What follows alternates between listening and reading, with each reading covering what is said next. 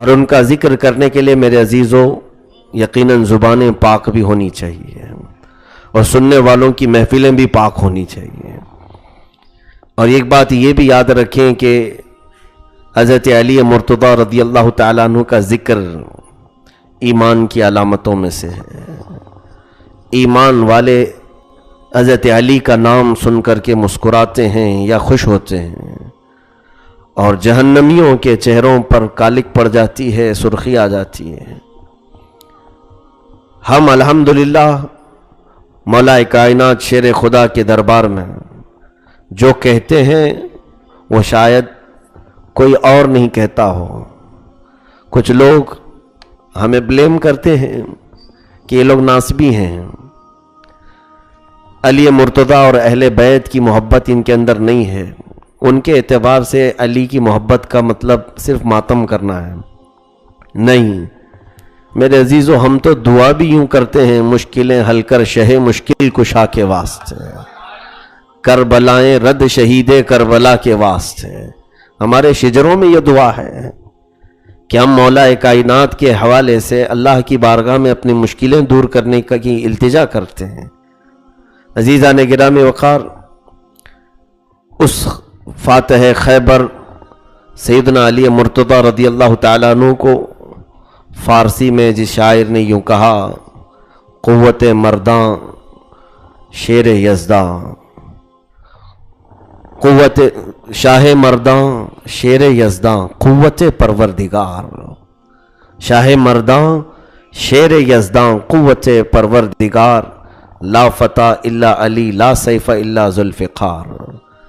جس کا مطلب یہ ہوتا ہے کہ مردوں میں اگر کوئی شہنشاہ ہے تو وہ علی مرتضیٰ ہے، شیر یزداں، اللہ کا کوئی شیر ہے تو وہ علی کی ذات ہے، اور جو کچھ بھی طاقت ملی ہے یہ غیبی خدا کی دی ہوئی طاقت ہے۔ اور پھر اگر دنیا میں کسی تلوار کی کوئی شہرت ہے تو وہ علی کی تلوار ذوالفقار کی شہرت ہے، اور جوانوں میں کوئی جوان ہے حقیقت میں تو وہ مولا کائنات علی مرتضیٰ ہے۔ عزیزان گرامی، ولادت بھی ایسی ہوئی، اللہ اکبر، پاکیزہ گھرانے میں، پاکیزہ خاندان میں، پاکیزہ نسب میں۔ اللہ رب العزت کو ایسے منظور تھا۔ اسی طرح سے اختلاف روایات اپنی جگہ پر کہ حضرت علی رضی اللہ تعالیٰ عنہ کی ماں فاطمہ بنت اسد جیب حمل سے تھیں، اس وقت یہ خانہ کعبہ کے طواف میں تھیں، اور ان کے شوہر ابو طالب جو حضرت علی رضی اللہ تعالیٰ عنہ کے والد ہیں، حضور صلی اللہ علیہ وسلم کے سگے چچا ہیں، ابو طالب بے قرار ہو کر ادھر ادھر دیکھنے لگے۔ چند عورتیں جو وہاں پر موجود تھیں، یہ امام زین العابدین رضی اللہ تعالیٰ عنہ سے روایت ہے، انہوں نے کہا کہ مجھے وہاں موجود ایک خاتون نے یہ روایت بیان کی ہے کہ تمہارے دادا ابو طالب گھبرائے ہوئے ہمارے پاس آئے۔ ہم نے پوچھا کہ گھبراہٹ اور پریشانی کس بات کی؟ تو انہوں نے کہا میری بیوی بنت اسد حاملہ تھی اور درد شروع ہو چکا ہے۔ تو گھبرا کر کے کہیں بٹھانے کی کوشش کی گئی تو خانہ کعبہ کا دروازہ کھلا تھا، تو انہیں اندر بٹھایا گیا کہ ہم جلد سے کسی چیز کا انتظام کریں گے۔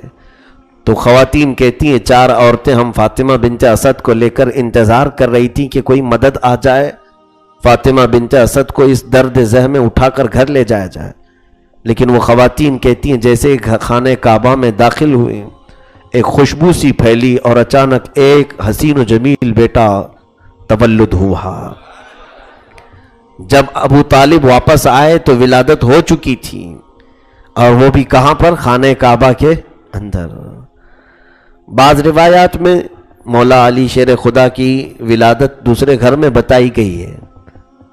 میں ان روایات کی تصحیح و ترجیح کی طرف نہ جاتے ہوئے یہ عرض کرنا چاہوں گا کہ ولادت جہاں پر بھی ہوئی، لیکن جو اہم چیز ہے وہ یہ ہے کہ پیدا ہونے کے بعد سے اس روایت پر سب کا اتفاق ہے کہ حضرت علی نے نہ دودھ پیے تھے اور نہ آنکھ کھولے تھے۔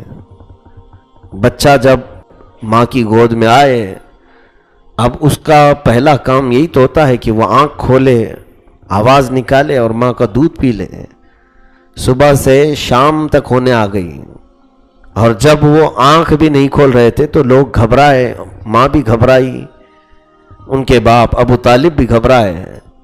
رسول پاک صلی اللہ تعالی علیہ وسلم کو دوپہر کے بعد خبر ہوئی تھی کہ ابو طالب کے گھر میں ایک بچے کی ولادت ہوئی.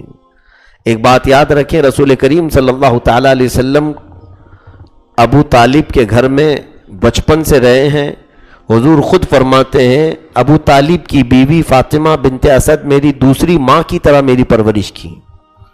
ان کی سگی چچی فاطمہ بنت اسد نے رسول اللہ صلی اللہ علیہ وسلم کی اپنے بیٹوں سے زیادہ حضور پر وہ جان نچھاور کرتی تھیں اور محبت فرمایا کرتی تھیں. تو حضور صلی اللہ علیہ وسلم کو بڑی خوشی ہوئی کہ چچا ابو طالب کے گھر میں بیٹے کی ولادت ہوئی ہے. تو بعد میں یہ خبر ملی کہ نہیں بیٹا ہوا ہے، شاید معذور پیدا ہوا ہوگا. معذور ہے کہ آواز نہیں کرتا، آنکھ نہیں کھولتا اور کچھ کھاتا پیتا نہیں، یعنی دودھ نہیں پی رہا ہے. تو رسول کریم صلی اللہ تعالی علیہ وسلم اس نومولود بچے کو دیکھنے کے لیے آئے. جب یہ فاطمہ بنت اسد کی گود میں تھا، اللہ کے حبیب صلی اللہ تعالی علیہ وسلم نے اپنے گود میں لیا. جب رسول کریم صلی اللہ تعالی علیہ وسلم نے اپنے منہ سے اپنا لعاب پاک نکال کر حضرت علی کی زبان پر رکھا تو جیسے ہی حضور نے اپنی انگلی رکھی انہوں نے چوسنا شروع کیا، اور لعاب پاک جب ان کے منہ میں گیا تو سب سے پہلے آپ نے آنکھیں کھولی اور جلوہ رسول کو دیکھا.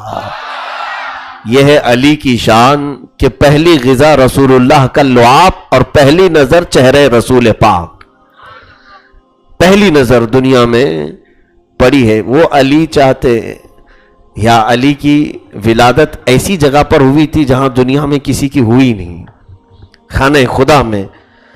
وہاں آنکھ کھولتے تو کعبہ سامنے تھا. کعبے کا تقدس کم تھوڑی نہ ہے، کعبے کی حرمت کم تھوڑی نہ ہے، اس کی عزت اپنی جگہ پر.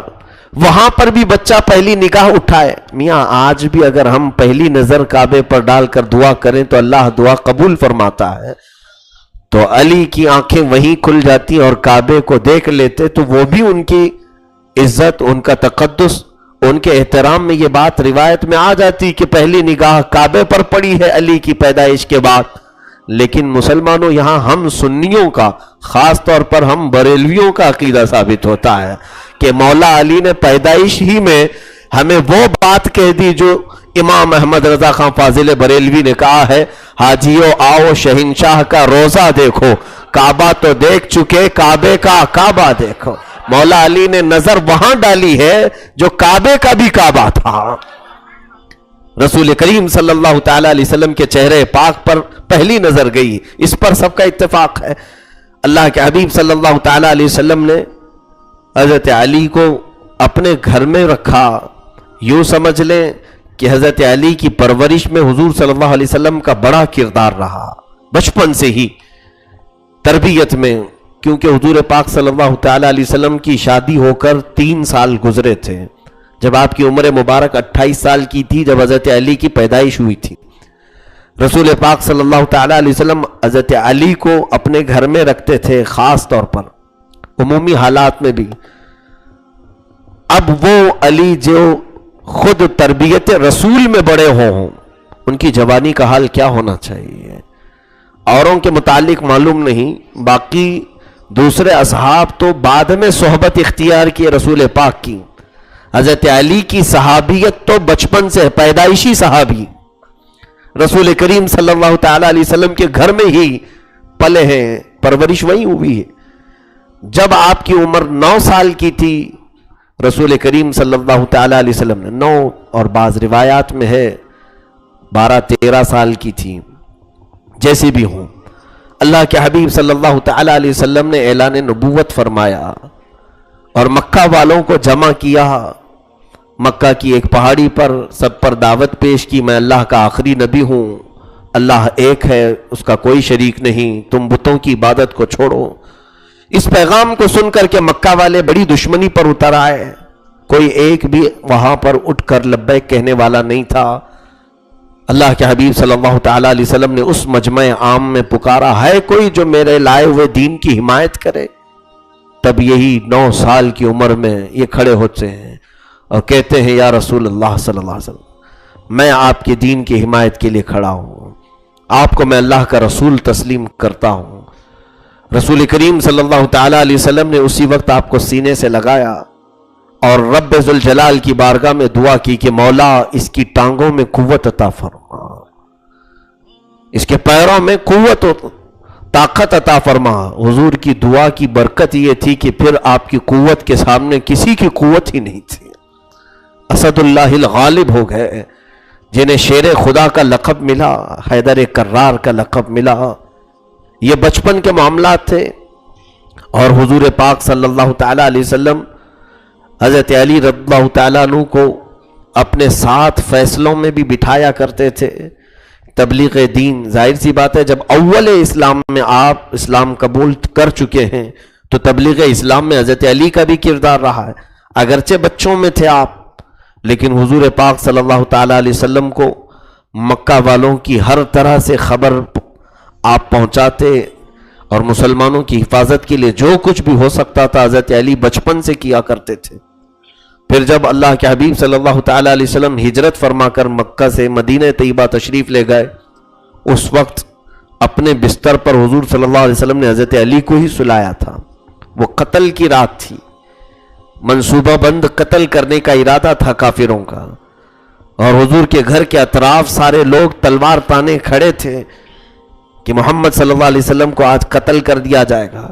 لیکن رسول کریم صلی اللہ تعالیٰ علیہ وسلم وہاں سے اٹھ کر تشریف لے گئے، کسی کافر کو آپ نظر نہ آ سکے، لیکن حضرت علی سے کہا کہ تم میرے بستر پر آج سو جانا، میرے پاس لوگوں کی امانتیں ہیں، تم کل یہ امانتیں دوسروں تک پہنچا دینا اور پھر تم بھی مدینے چلے آنا۔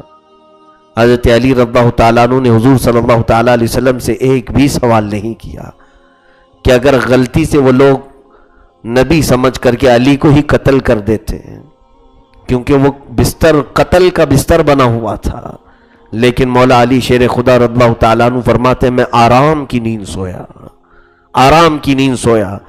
وجہ یہ تھی کہ رسول اللہ نے فرمایا تھا کل صبح سب کی امانتیں واپس کر کے تم بھی مدینے آنا، تو مجھے یقین ہو گیا کہ صبح ضرور ہوگی۔ حضور نے فرمایا ہے صبح تو ہونی ہے، آج کی رات فکر چھوڑ دو، موت کا خوف، موت کا ڈر ہی نکال دو، کیونکہ نبی نے فرمایا کل صبح تم امانتیں دے کر مدینے آنا۔ یہ حضرت علی رضی اللہ تعالیٰ عنہ کا ایقان تھا، یقین تھا فرمودات رسول صلی اللہ علیہ وسلم پر۔ دوسرے دن صبح کفار مکہ نے آپ کو بستر سے اٹھایا، پکڑے اور حرم کعبہ میں لے آئے، اور بہت سارے کافر جمع ہوئے۔ پھر آپ نے جب سب کی امانتیں واپس کرنا شروع کی تو آپ کو بھی چھوڑ دیا گیا۔ 3 دن کے بعد حضور پاک صلی اللہ تعالیٰ علیہ وسلم کی ہجرت کے 3 دن کے بعد حضرت علی بھی ہجرت کر کے مدینہ طیبہ تشریف لے آئے۔ یہاں مدینہ طیبہ آنے کے بعد مولا علی شیر خدا رضی اللہ تعالیٰ عنہ رسول کریم صلی اللہ تعالیٰ علیہ وسلم کے ہاں جب پہنچے تو مکتوم نام کے ایک صحابی ہیں، مدینے کے انصاری صحابی، ان کے گھر پر آپ کا قیام ہوا۔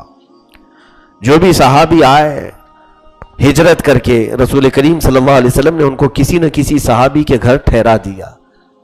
اب یہ چند دنوں کے بعد عقد مواخات شروع ہوا۔ عقد مواخات اسلام میں ایک ایسی زبردست مثال ہے میرے عزیزوں، جو آج تک دنیا نے ایسی مثال قائم نہیں کی۔ عقد مواخات کسے کہتے ہیں؟ یہ تو آپ نے سنا ہوگا نا، عقد نکاح، ایک لڑکا اور ایک لڑکی دونوں کو رشتے میں باندھا جاتا ہے تو اس کو نکاح کا عقد کہتے ہیں۔ یہی تو ہوتا ہے عقد نکاح۔ آپ نے یہ تو سنا ہوگا کہ خرید و فروخت کا عقد ہوتا ہے، کہ میں ایگریمنٹ، سیل ایگریمنٹ ہوتے ہیں، یہ تمام چیزیں تو آپ نے سنا ہوگا۔ لیکن حضور پاک صلی اللہ تعالیٰ علیہ وسلم نے بھائی چارگی کا بھی ایگریمنٹ بنا دیا تھا۔ عقد نکاح اپنی جگہ پر رشتے سے جوڑنا، ایک مرد ایک عورت کو جوڑ دیا آپ نے، مہر مقرر ہو گیا اور ان کا رشتہ بنا دیا گیا، یہ تو مشہور ہے پوری دنیا میں۔ لیکن مدینہ طیبہ میں حضور صلی اللہ تعالیٰ علیہ وسلم نے انصار صحابہ اور مہاجرین صحابہ کو جمع کیا اور ارشاد فرمایا ایک انصار اور ایک مہاجر، انصار جو مدینے میں تھے پہلے سے، مہاجر جو ہجرت کر کے آئے تھے مکہ سے یا دوسری جگہوں سے، ایک مہاجر اور ایک انصار۔ حضور فرماتے آج سے تم دونوں بھائی بھائی ہو۔ وہ ہاتھ پکڑتے اور سیدھے چلے جاتے۔ کہاں؟ وہ انصاری صحابی مہاجر کو اپنے گھر لے جاتے ہیں، اور پھر اتنا ہی نہیں کہ حضور نے کہا ہے تو بھائی ہو گئے، جیسے ہم بولنے کے لیے آج بھائی بھائی ہیں، جب کام پڑے تو کہتے ہم تو سب بھائی بھائی ہیں، اور پھر جب دشمنی ہو تو اتنی خطرناک دشمنی ہوتی ہے معاذ اللہ کہ جانوروں سے بھی زیادہ سخت ترین لڑائیاں ہوتی ہیں۔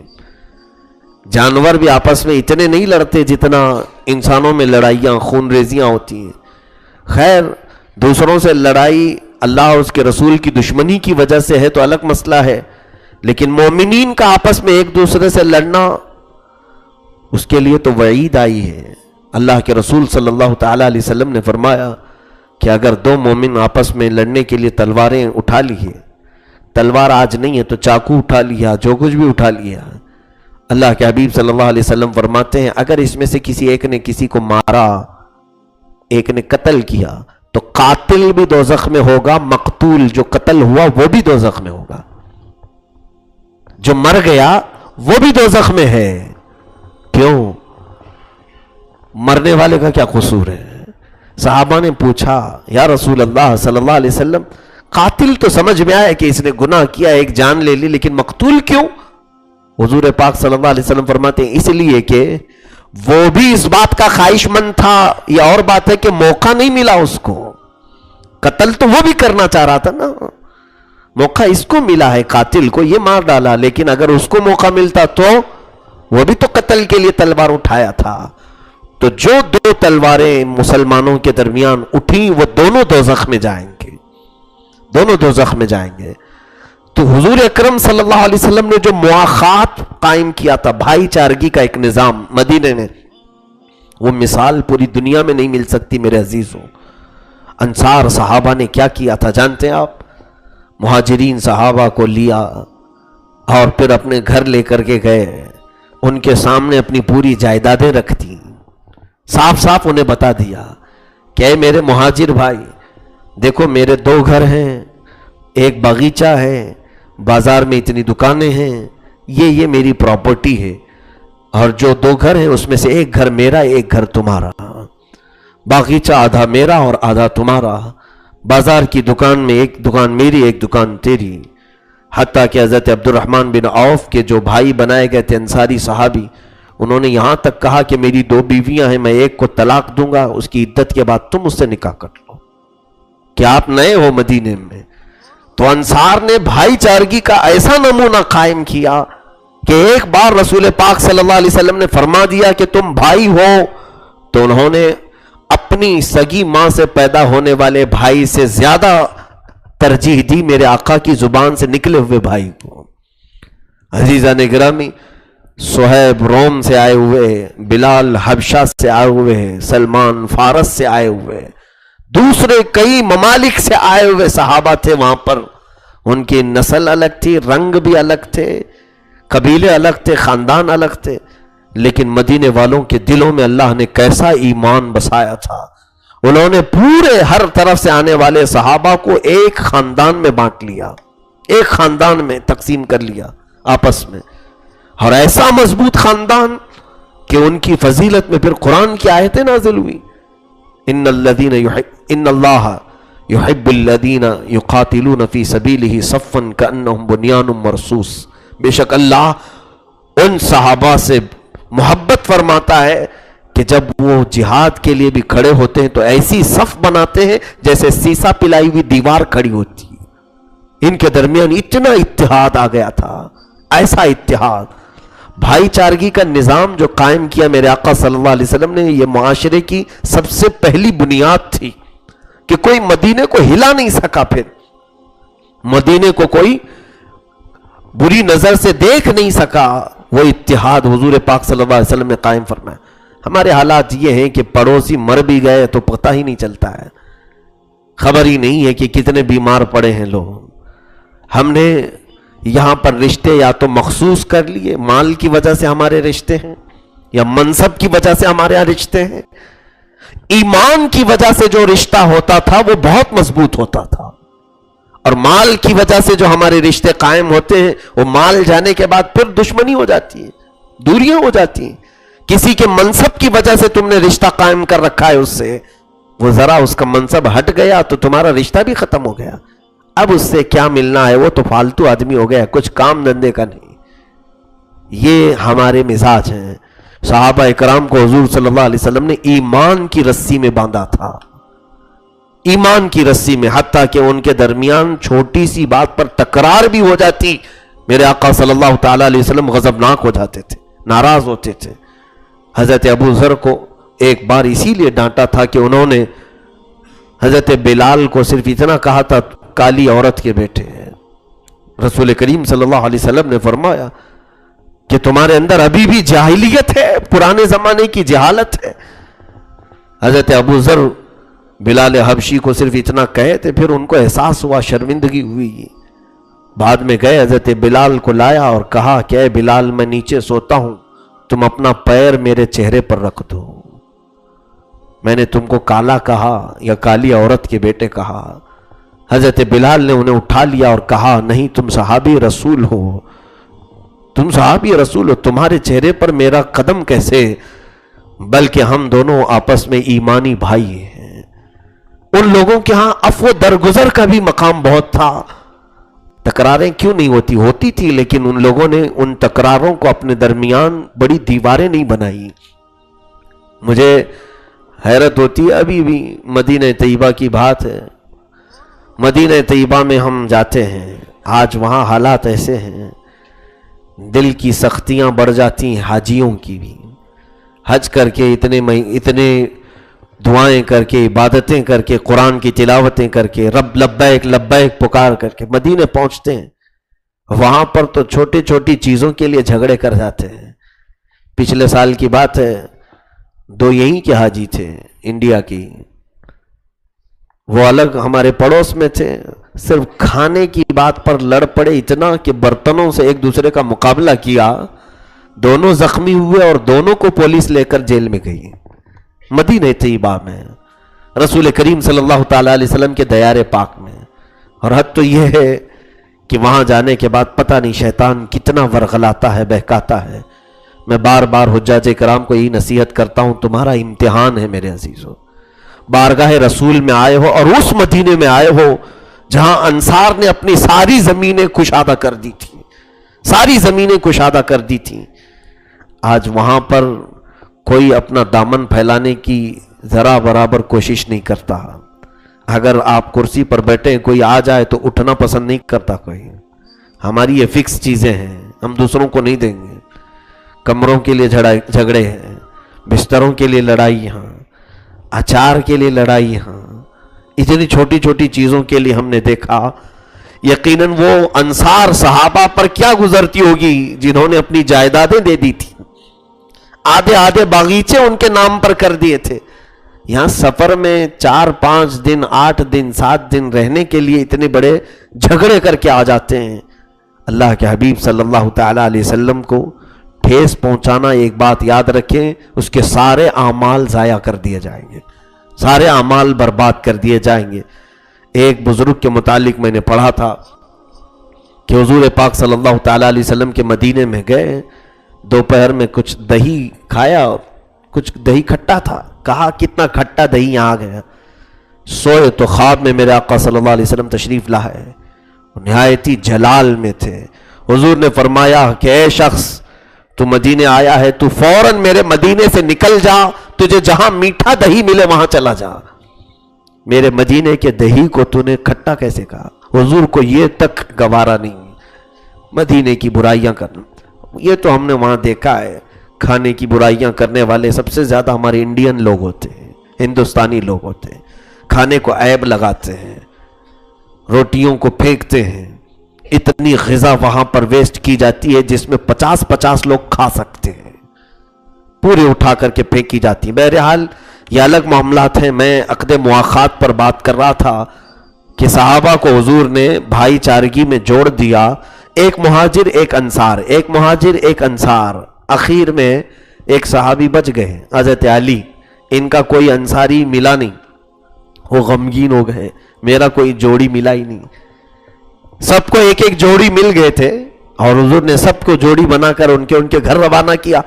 حضرت علی ایک کونے میں مسجد میں بیٹھے، تھوڑا سا ان کو غم لاحق ہوا کہ میرا انصاری بھائی کون ہوگا جس کے گھر میں ٹھہروں گا. رسول کریم صلی اللہ تعالی علیہ وسلم نے حضرت علی کو بلایا، کہا علی تم دنیا میں بھی میرے بھائی ہو اور آخرت میں بھی میرے بھائی ہو. عقد مواخات میں حضور نے حضرت علی کو اپنے ساتھ جوڑ لیا، اپنے ساتھ جوڑ لیا. سب کو مہاجرین کو ایک ایک انصار صحابی دیا، اور حضرت علی بھی مہاجر تھے، ہجرت کر کے آئے تھے. حضور نے ان کو اپنے ساتھ جوڑ لیا. یہ مولا علی کی شان ہے. رسول کریم صلی اللہ تعالیٰ علیہ وسلم نے مدینہ طیبہ میں ان کو ایک مرتبہ اپنا نائب مقرر فرمایا. جب حضور پاک صلی اللہ تعالیٰ علیہ وسلم کسی جہاد میں جا رہے تھے تو حضرت علی نے کہا یا رسول اللہ صلی اللہ تعالیٰ علیہ وسلم، یا منافقین آپ کے جانے کے بعد پیٹھ پیچھے کچھ باتیں کریں گے، اس لیے میں بھی ساتھ چلوں. حضور پاک صلی اللہ تعالیٰ علیہ وسلم نے فرمایا اے علی تم میرے لیے ویسی ہی ہو جیسے ہارون موسیٰ علیہ السلام کے لیے تھے. حضرت موسیٰ علیہ السلام کے وزیر تھے حضرت ہارون علیہ السلام، لیکن حضور نے فرمایا یہ اور بات ہے کہ میرے بعد کوئی نبی نہیں ہوگا. حضرت علی رضی اللہ تعالیٰ عنہ کو اپنا نائب مطلق مدینہ طیبہ میں بنایا. ان حدیثوں کو لے کر کے شیعہ یہ بہت زیادہ پروپیگنڈا پھیلاتے ہیں کہ حضور صلی اللہ علیہ وسلم نے مدینے میں ان کو کہا کہ تم میرے لیے ہارون کے مقام پر ہو جیسے موسیٰ علیہ السلام کے لیے ہارون تھے، وزیر ہو. جب حضور نے صاف صاف کہا ہے حضرت علی کو، تو پھر دوسرے لوگ کیسے خلافت پر آ گئے؟ میرے عزیزو ایک طرفہ بات مت کرو. وہیں پر حضور نے ابو بکر کی شان میں کیا کیا کہا وہ بھی سناؤ. رسول کریم صلی اللہ تعالیٰ علیہ وسلم نے کیا کیا باتیں فرمائی. میرے عزیزو اسی طرح سے رسول پاک صلی اللہ تعالیٰ علیہ وسلم نے آپ کی فضیلت پہ بہت ساری باتیں ارشاد فرمائی. ایک مشہور حدیث یہ ہے، فرمایا انا مدینۃ العلم وعلی بابوہا، میں علم کا شہر ہوں اور علی اس کا دروازہ ہے. میں علم کا شہر ہوں، علی اس کا دروازہ ہے. ایک بار حضرت علی رضی اللہ تعالیٰ عنہ نے ایسی مجمع میں اعلان کر دیا لوگوں کو، جو نئے اسلام میں تھے وہ لوگ سمجھ نہیں پاتے تھے ساری باتیں. کہا اے لوگوں سنو، میرا مقام یہ ہے کہ نبی کے پاس کوئی شخص ایک بار جائے گا لیکن میرے پاس 2 بار آئے گا. سننے والوں نے ایسا سمجھا علی نبی سے اپنی فوقیت بیان کر رہے ہیں، اپنا مرتبہ بڑھا کر کے بیان کر رہے ہیں. لوگ آئے اور حضور سے شکایت بھی کیا، علی تو ایسے کہتے ہیں نبی کے پاس کوئی شخص ایک بار جائے گا لیکن علی کے پاس 2 بار آئے گا. تو حضور نے پوچھا علی کیا تم نے ایسے کہا؟ کہا ہاں یا رسول اللہ صلی اللہ علیہ وسلم، آپ کی حدیث کی وجہ سے میں نے کہا.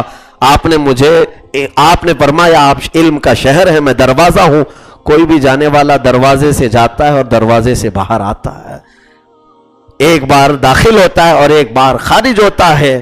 یہ سوچ کر کے میں نے کہا ہے. حضرت علی کی حکمت اور دانائی غضب کی تھی. مولا تعالیٰ نے آپ کو بہت غضب کی ذہانت عطا فرمائی تھی. علم میں آپ کا کوئی ثانی نہیں، بلکہ سیدنا امیر المومنین عمر ابن خطاب رضی اللہ تعالیٰ عنہ یہ بیان فرماتے تھے کہ اگر، بلکہ دعا یوں کرتے تھے کہ اے اللہ میں اس مجلس سے پناہ مانگتا ہوں جس مجلس میں علی نہ ہو، جس مجلس میں علی نہ ہو اس مجلس سے میں پناہ مانگتا ہوں. حضرت عمر رضی اللہ تعالیٰ عنہ یہ کہتے تھے. اور پھر یہ بھی دعا آپ کی منقول ہے کہ اے مولا مجھے کوئی ایسی چیز تو نہ عائد فرما جس میں علی نہ ہو، یعنی علی کے بغیر مجھے کوئی فیصلہ کرنا پڑ جائے. اور یہ بھی فرماتے تھے کہ اگر علی نہ ہو تو میں ہلاک ہو جاؤں گا. کئی معاملات میں مولا علی شیر خدا رضی اللہ تعالیٰ عنہ ان تینوں خلفائے راشدین کے حامی ناصر مددگار رہے ہیں. حضرت ابو بکر صدیق کے بھی، حضرت عمر کے بھی، حضرت عثمان کے بھی. تینوں خلفاء کے ساتھ آپ نے بھرپور حمایت بھی کی ہے، ان کی وزارت بھی کی، ان کے ساتھ جہاد میں شریک بھی رہے. کئی مقامات پر آپ نے جنگیں لڑی انہی تینوں خلفاء کے یعنی دور خلافت میں. سیدنا ابو بکر صدیق کے زمانے میں بھی، حضرت عمر کے زمانے میں، حضرت عثمان رضی اللہ تعالیٰ عنہ کے زمانے میں حضرت علی نے پورا اسی طرح سے کردار اپنایا جیسے حضور کی زندگی میں کیا کرتے تھے. کہیں سے کوئی اختلاف ہمیں ثابت نہیں، کہیں سے کوئی اختلاف نظر بھی نہیں آتا. یہ آج کے زمانے میں اختلاف دکھایا جا رہا ہے. میں کل بھی اس بات پر بہت دیر تک گفتگو کیا ہوں، اور آج تو حضرت علی کی بات ہے. یہاں پر کچھ چیزوں میں ہم مشترک ہیں محبت علی میں. ایک بات یاد رکھیں، محبت علی ہماری الگ طریقے کی ہے، ان کی الگ طریقے کی ہے. ہم کالی پٹی باندھ کر محبت نہیں دکھاتے، اس لیے کہ الحمدللہ علی کی محبت کالا پن نہیں لاتی، نور لاتی ہے. علی کی محبت قلب کو بھی نورانیت بخشتی ہے، ماتھے کو بھی نورانیت بخشتی ہے. قرآن میں انہی لوگوں کی صفات میں آئی ہے بات، سیماہم فی وجوہہم من اثر السجود. ان کے سجدوں کی وجہ سے ان کے چہروں پر تم چمکتی ہوئی نشانیاں دیکھو گے. سورہ فتح کی آخری آیت میں اللہ فرما رہا ہے، اور وہ حضرت علی مراد ہیں. یہاں سے تفسیر میں فرمایا گیا کہ آپ کے سجدے ایسے ہوتے کہ لوگ آپ کے چہرے کی چمک سے ہی آپ کو پہچانتے بھی تھے. چہرے پر جو رونق تھی، چہرے پر جو چمک و دمک تھی، یقیناً ویسا سجدہ اب کرے گا کون جو علی جیسا سجدہ ہو.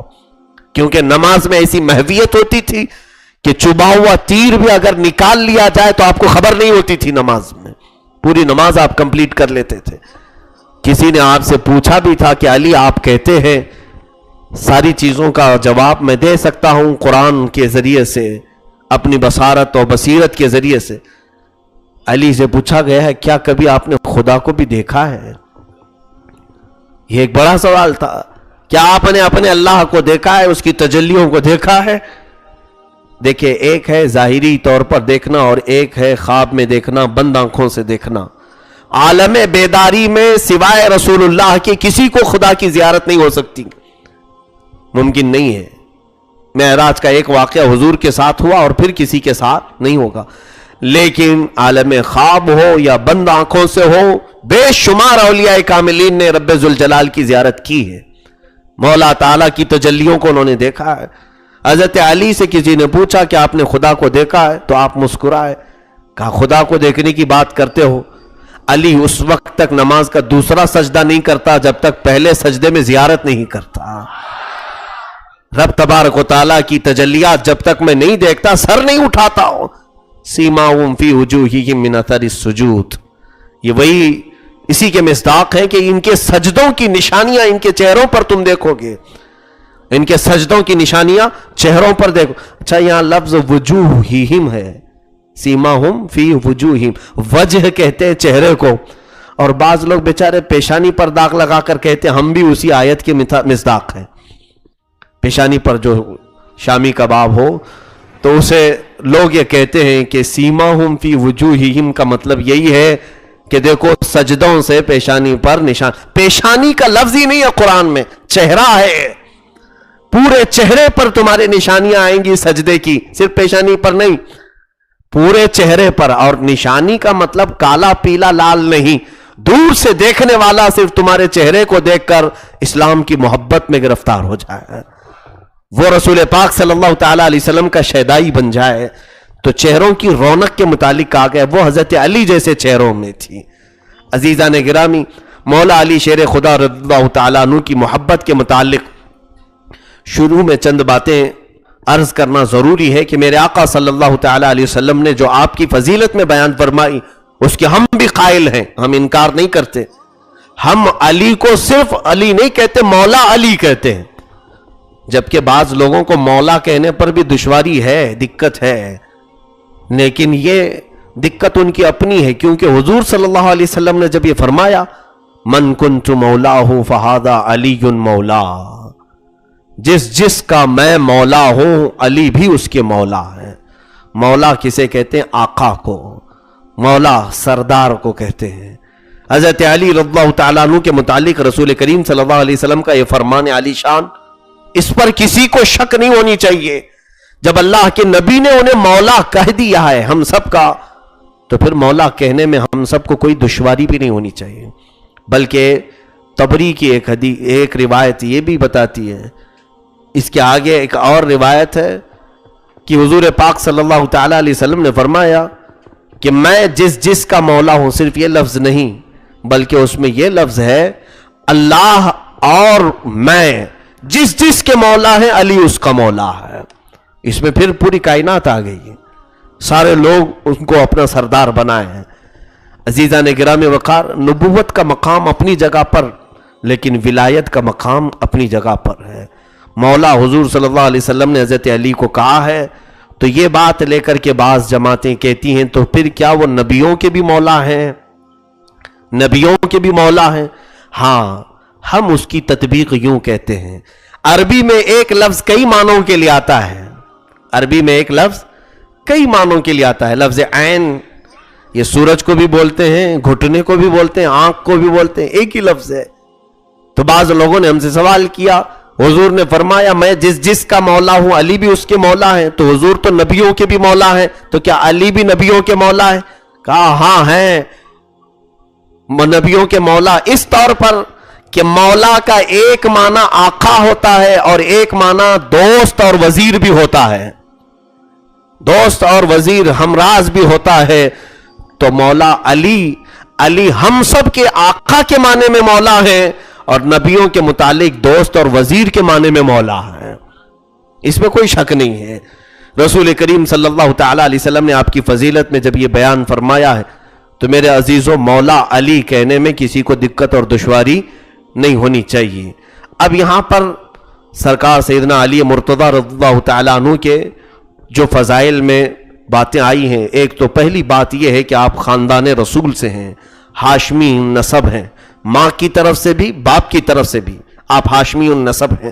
رسول کریم صلی اللہ تعالیٰ علیہ وسلم کے تبلیغ میں سب سے پہلے ایمان لانے میں آپ کا اہم رول ہے. اس کے علاوہ ہجرت کرنے میں، ہجرت کے بعد حضور پاک صلی اللہ تعالیٰ علیہ وسلم کے عقد مواخات میں بھائی بننے کا شرف آپ کو ہے. اس کے بعد رسول کریم صلی اللہ تعالیٰ علیہ وسلم نے 2 ہجری میں اور ایک روایت میں 3 ہجری میں اپنی سب سے چہیتی بیٹی سیدہ فاطمۃ الزہرا کا نکاح مولا علی کے ساتھ فرمایا ہے. جنتی عورتوں کی سردار، جنتی خواتین کے سردار، دختر مصطفیٰ رسول کریم صلی اللہ تعالیٰ علیہ وسلم کی شان بان والی وہ شہزادی مولا علی کی دلہن بنی ہے. رسول کریم صلی اللہ تعالیٰ علیہ وسلم کے متعلق حضرت ابو بکر فرماتے ہیں، حضرت عمر بھی فرماتے ہیں، میرے دل میں یہ ارادہ تھا کہ فاطمہ کے لیے نکاح کا پیغام بھیجوں.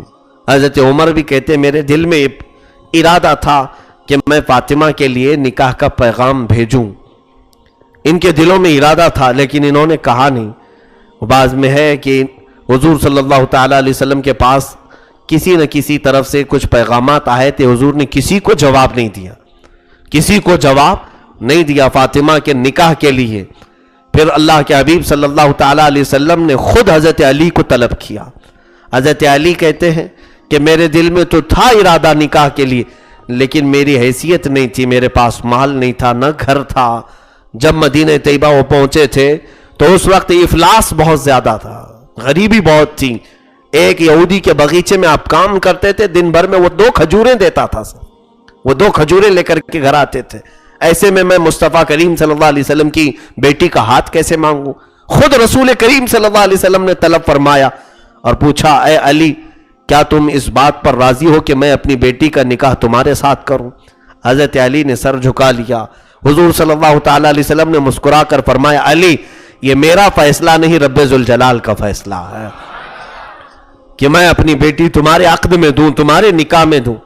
حضور پاک صلی اللہ تعالیٰ علیہ وسلم نے ان سے یہ نہیں فرمایا کہ جاؤ لے جاؤ ہماری بیٹی کو، کہا جاؤ مہر کے پیسے ڈھونڈ کے لاؤ، مہر کے لیے کوشش کرو. حضرت علی رضی اللہ تعالیٰ عنہ نے خوب محنت کی، خدمت کی اور جو کچھ بھی آپ سے بن سکا اور کچھ چیزیں آپ نے بیچی اور کچھ گروی میں رکھا اور چاندی بطور مہر حضرت فاطمۃ الزہرا رضی اللہ تعالیٰ عنہ کے لیے آپ لائے.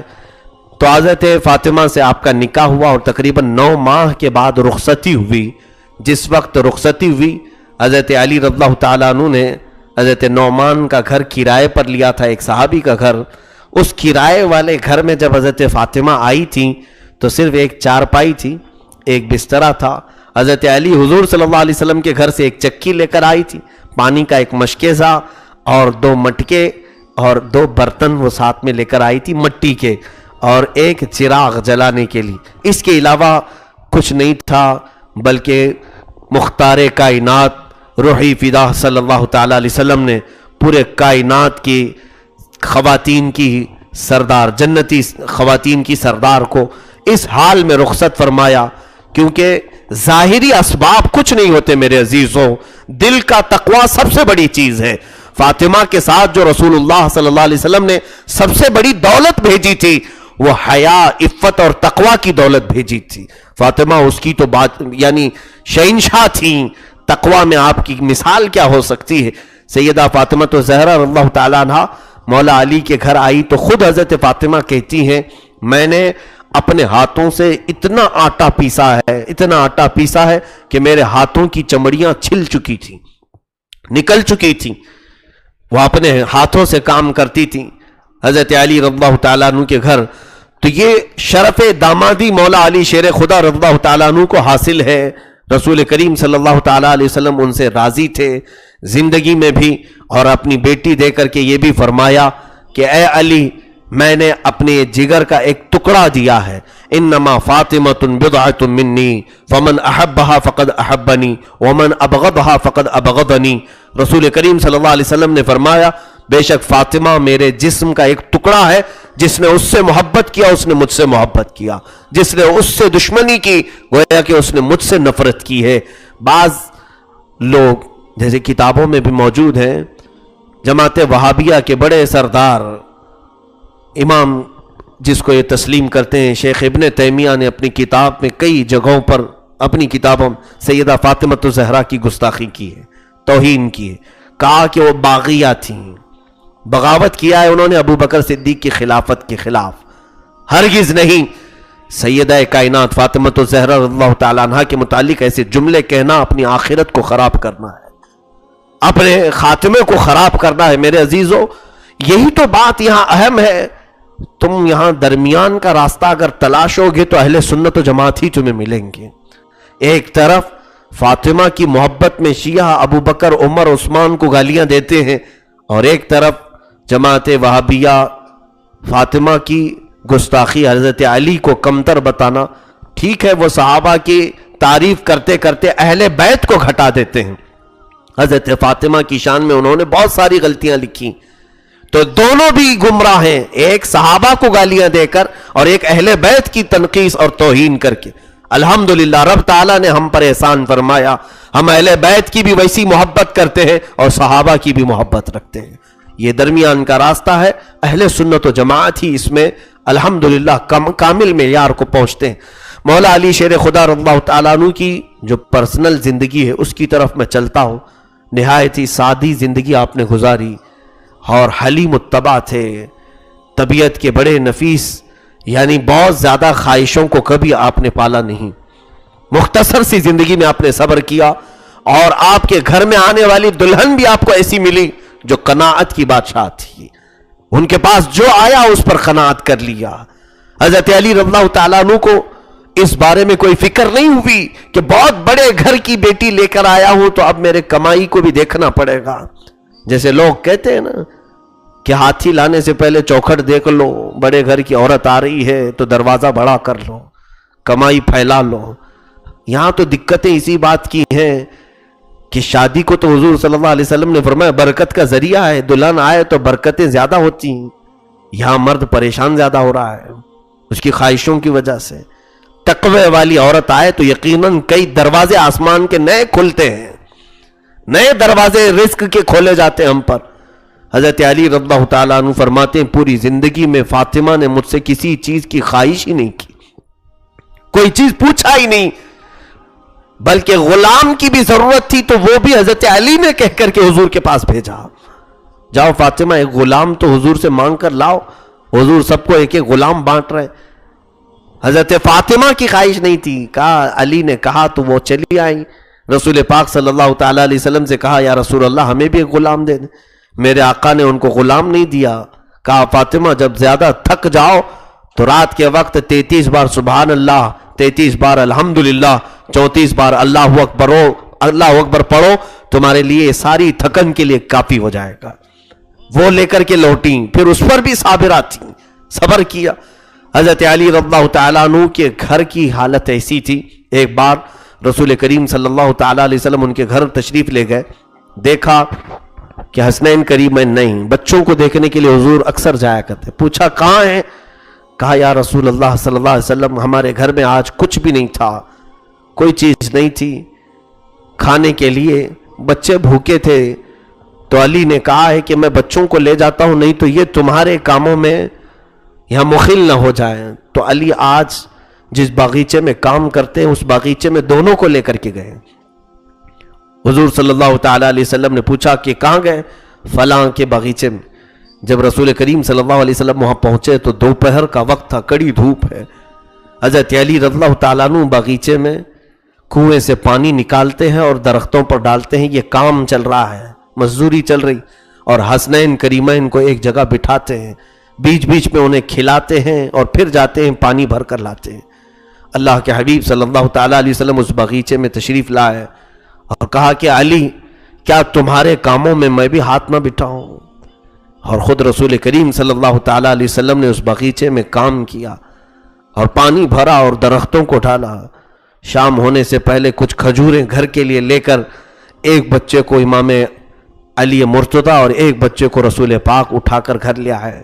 گھر کی کیفیت یہ تھی کہ بہت زیادہ ٹھاٹ باٹ نہیں تھا، بلکہ یہ اہل بیت کا گھرانہ تو ایسا ہے کہ حسنین کریمین بیمار ہوئے تھے تو ان کی کنیزہ جو گھر کی فضہ نام کی کنیزہ تھی، اس نے منت کر لی، منت یہ مانگی کہ اے اللہ اگر بچے صحیح ہو جائیں تو پورے گھر والے مل کر کے ہم 3 روزے رکھیں گے۔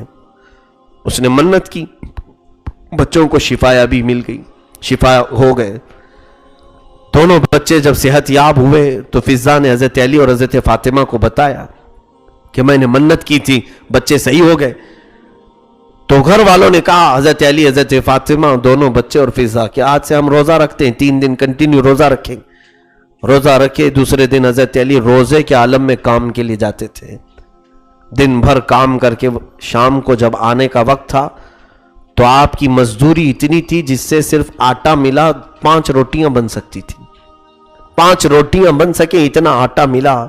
گھر لے کر کے آئے، حضرت فاطمہ نے روٹیاں بنائی تو جیسے ہی افطاری کا وقت تھا ایک مسکین گھر پر آیا اور اس نے آواز لگائی، کہا کہ اے اہل بیت، رسول اللہ کے گھر والوں، تم ہر ایک کو دیتے ہو، میں بھوکا ہوں، مجھے کھلاؤ۔ حضرت فاطمہ نے کہا کہ یہ 5 روٹیاں اس کو اٹھا کر دے دو، اللہ کے نام پر اس نے مانگا ہے۔ اور پھر گھر والے 5 لوگ پانی پی کر افطار کر گئے۔ دوسرے دن بھی روزہ تھا، منت کا روزہ ہے۔ حضرت علی اسی حالت میں کام پر گئے ہوئے ہیں، اسی حال میں باغیچے کا کام کیا۔ شام کو آج جو مزدوری ملی اس سے بھی آٹا خریدا، آج روٹیاں بنائی۔ 2 دن کی بھوک کا کیا حال ہو سکتا ہے میرے عزیزو؟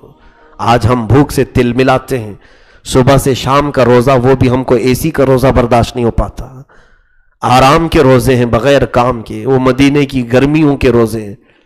حضرت علی دوسرے دن جب آئے، آٹا لے کر گوندا گیا، روٹیاں بنی، ایک یتیم بچہ باہر کھڑا تھا، اس نے آواز دی، اے رسول اللہ کے گھر والوں، مجھے سننے میں آیا ہے کہ آپ کے گھر سے جو بھی مانگتا ہے وہ خالی نہیں جاتا، میں بھوکا ہوں، مجھے کھلاؤ۔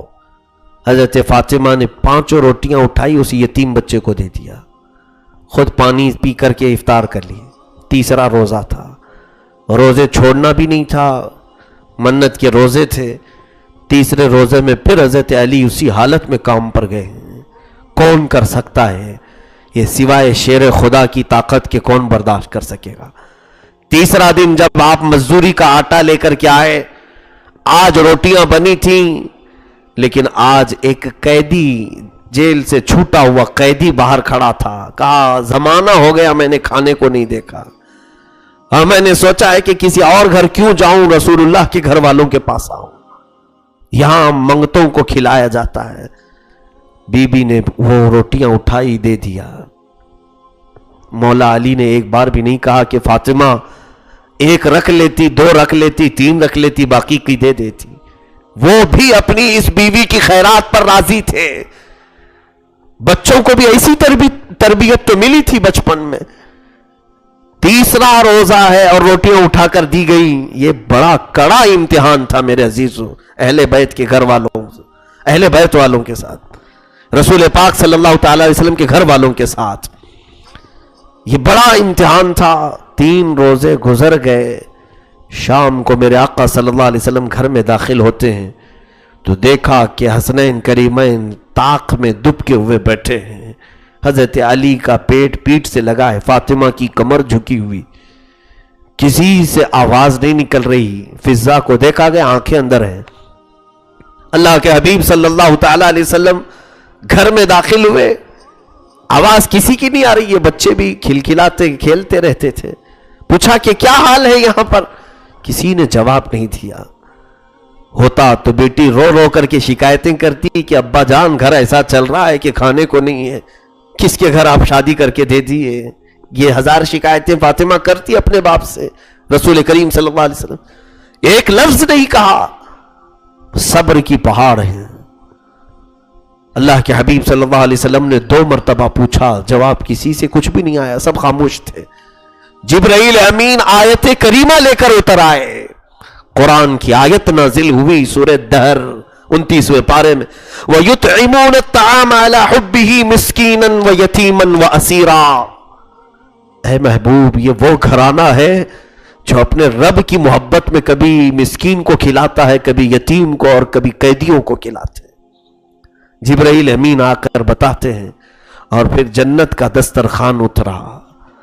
علی کے گھر پر جنت کا دسترخوان اترا. رسول کریم صلی اللہ علیہ وسلم نے کھانا پیش کیا اور فرمایا مبارک ہو میرے گھر والوں، تم امتحان میں کامیاب ہو گئے. رب تبارک و تعالیٰ کی طرف سے یہ امتحان تھا. آنے والا نہ مسکین تھا، نہ یتیم تھا، نہ قیدی تھا. وہ شکلیں تو ان کی تھی لیکن وہ اللہ کی طرف سے بھیجے گئے فرشتے تھے جو رسول اللہ کے گھر والوں کا امتحان لے رہے تھے. وہ لجپال گھرانہ میرے آقا کا، سرکار دو عالم صلی اللہ تعالی علیہ وسلم کی جود و سخا پورے اس گھرانے میں وابستہ تھی. آج بھی ہمارا عقیدہ یہی ہے میرے عزیزوں، فاطمہ کے نام سے بھی مولا کی بارگاہ میں مانگا جائے، رب تبارک و تعالیٰ ان ہاتھوں کو مایوس نہیں فرماتا، نا امید نہیں فرماتا.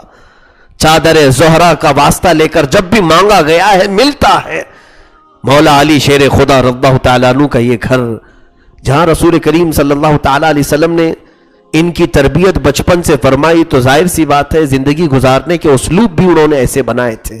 کبھی کسی سے شکایت نہیں، اپنے نفس کے لیے انہوں نے کوئی چیز نہیں کی. آپ اندازہ کریں، ہم تو سوچتے ہیں نا کہ طاقت کے لیے تو کاجو بادام ہونے چاہیے، چکن مٹن بڑے بڑی غذائیں ہونی چاہیے، تبھی تو باڈی بنتی ہے، جسم بنتا ہے. وہ علی جو شیر خدا ہے، جن کے گھر میں 3 دن تک روزے اور وہ بھی پانی پر افطاری، اور طاقت کا یہ عالم ہے. اللہ اکبر. خیبر کا وہ واقعہ آپ کو میں بتاؤں، جب رسول کریم صلی اللہ علیہ وسلم اپنے صحابہ کے ساتھ یہودیوں کا علاقہ ہے خیبر، بہت سارے قلعے تھے یہودیوں کے، محاصرہ کیا. وہ قلعے آج بھی محفوظ ہیں، سعودیوں نے محفوظ رکھا ہے کیونکہ وہ یہودیوں کے تھے، انہوں نے محفوظ رکھا ہے. باقی ہمارے نبی کی جو نشانیاں تھی سب ختم کر دیا انہوں نے، توڑ دیا پھوڑ دیا، کیونکہ یہاں شرک ہوتا تھا ان کے نزدیک. اور یہودیوں کے قلعے آج بھی محفوظ ہیں خیبر میں، آج بھی ہیں. ان قلعوں میں یہودی اندر بند رہ کر کے سازشیں رچتے تھے مدینے کے خلاف، بہت ساری پلاننگ ہوتی تھی. حضور صلی اللہ علیہ وسلم وہاں پر گئے، 7 دن تک کا محاصرہ رہا، اور جنگ کی نوبت ایسی آئی کہ روز صبح لڑائی ہوتی، شام میں ختم ہوتی، لیکن نتیجہ نہیں نکل رہا تھا. رسول کریم صلی اللہ علیہ وسلم نے 7ویں دن سارے صحابہ کو جمع کیا اور ارشاد فرمایا کہ دیکھنا کل کے صبح میں اسلامی پرچم، اسلامی جھنڈا ایسے شخص کے ہاتھ میں دوں گا جس کو اللہ اور اس کے رسول خوب محبت کرتے ہیں، اور وہ اللہ اور اس کے رسول کو خوب محبت کرتا ہے. سارے صحابہ رات بھر جاگتے رہے وہ صبح کے جھنڈے کے لیے کہ کس کے ہاتھ میں ملے گا. سب جمع ہوئے، رسول کریم صلی اللہ علیہ وسلم نے ایک نظر ڈالی مجمع پر، پھر پوچھا کہ علی کہاں ہیں؟ اس مجمع میں حضرت علی نہیں تھے. آپ کو آشوب چشم کی بیماری لاحق ہو گئی تھی، آنکھ لال ہونا، پانی آنا. حضرت علی بیمار تھے، کہا کہ وہ بیمار ہیں، آشوب چشم ہے، آنکھوں سے پانی گر رہا ہے. رسول کریم صلی اللہ علیہ وسلم نے کہا بلاؤ. وہ اسی حالت میں آئے، بخار بھی تھا جسم پر. اللہ کے حبیب صلی اللہ علیہ وسلم نے اپنا لعاب پاک ان کی آنکھوں پہ لگایا اور کہا یہ جھنڈا لو، اللہ اور اس کے رسول تمہارے ہاتھ فتح رکھے ہیں، اللہ تمہارے ہاتھوں پر فتح رکھا ہے. حضرت علی رضی اللہ تعالیٰ عنہ اسی حالت میں جھنڈے کو اٹھاتے ہیں اور لے کر چلے. اب صحابہ جب حضرت علی کے جوش کو دیکھتے ہیں تو سارے 7 دنوں کا جوش ایک ساتھ آیا. خیبر میں جب یہودیوں کا مقابلہ ہونے لگا تو یہودیوں کا جو بڑا رئیس تھا مرحب، وہ بہت طاقتور شخص تھا، رئیس الیہودی، وہ آیا سامنے اور اس کے جسم پر پورے لوہے کے کپڑے ہوتے تھے، لوہے کے کپڑے ہوتے تھے، جسم میں ٹوپی تک اس کی لوہے کی ہوتی. مرحب سامنے آیا اور پتہ نہیں کیسے کیسے رجزیہ اشعار پڑھ رہا تھا. کہہ رہا تھا میرے مقابل میں کون آیا ہے؟ تجھے معلوم ہے میرے گھر کے قریب کوئی چراگاہ بھی نہیں ہوتی، کوئی قریب بھی نہیں پھٹکتا میرے. حضرت علی رضی اللہ تعالیٰ عنہ نے بھی اس کے جواب میں کہا انا الذی سمیتنی امی حیدرہ، میں وہ ہوں جو میری ماں نے میرا نام ہی حیدر رکھا ہے. حیدر کچھار کا بہت ماہر شیر اسے کہا جاتا ہے. حضرت علی رضی اللہ تعالیٰ عنہ نے اس کے مقابل میں جب تلوار اٹھائی، مقابلہ تھوڑی دیر کا ہوا لیکن یہ ذوالفقار حیدری تھی، رسول پاک صلی اللہ تعالیٰ علیہ وسلم کی عطا کی ہوئی تلوار تھی. اس تلوار سے آپ نے جب ایسے مارا کہ لوہے کو کاٹتی ہوئی تلوار گئی، اس کا سر آسمان پر اڑا، آسمان پر اڑا، اور جب وہ نیچے زمین پر ڈھہ گیا تو سارے یہودیوں میں خوف و ہراس پھیل گیا. لیکن پھر بھی ان کے اندر ایک قوت یہ تھی کہ بڑے بڑے قلعے کے دروازے بند تھے. حضرت علی رضی اللہ تعالیٰ عنہ ایک ہاتھ سے تلوار چلاتے رہے.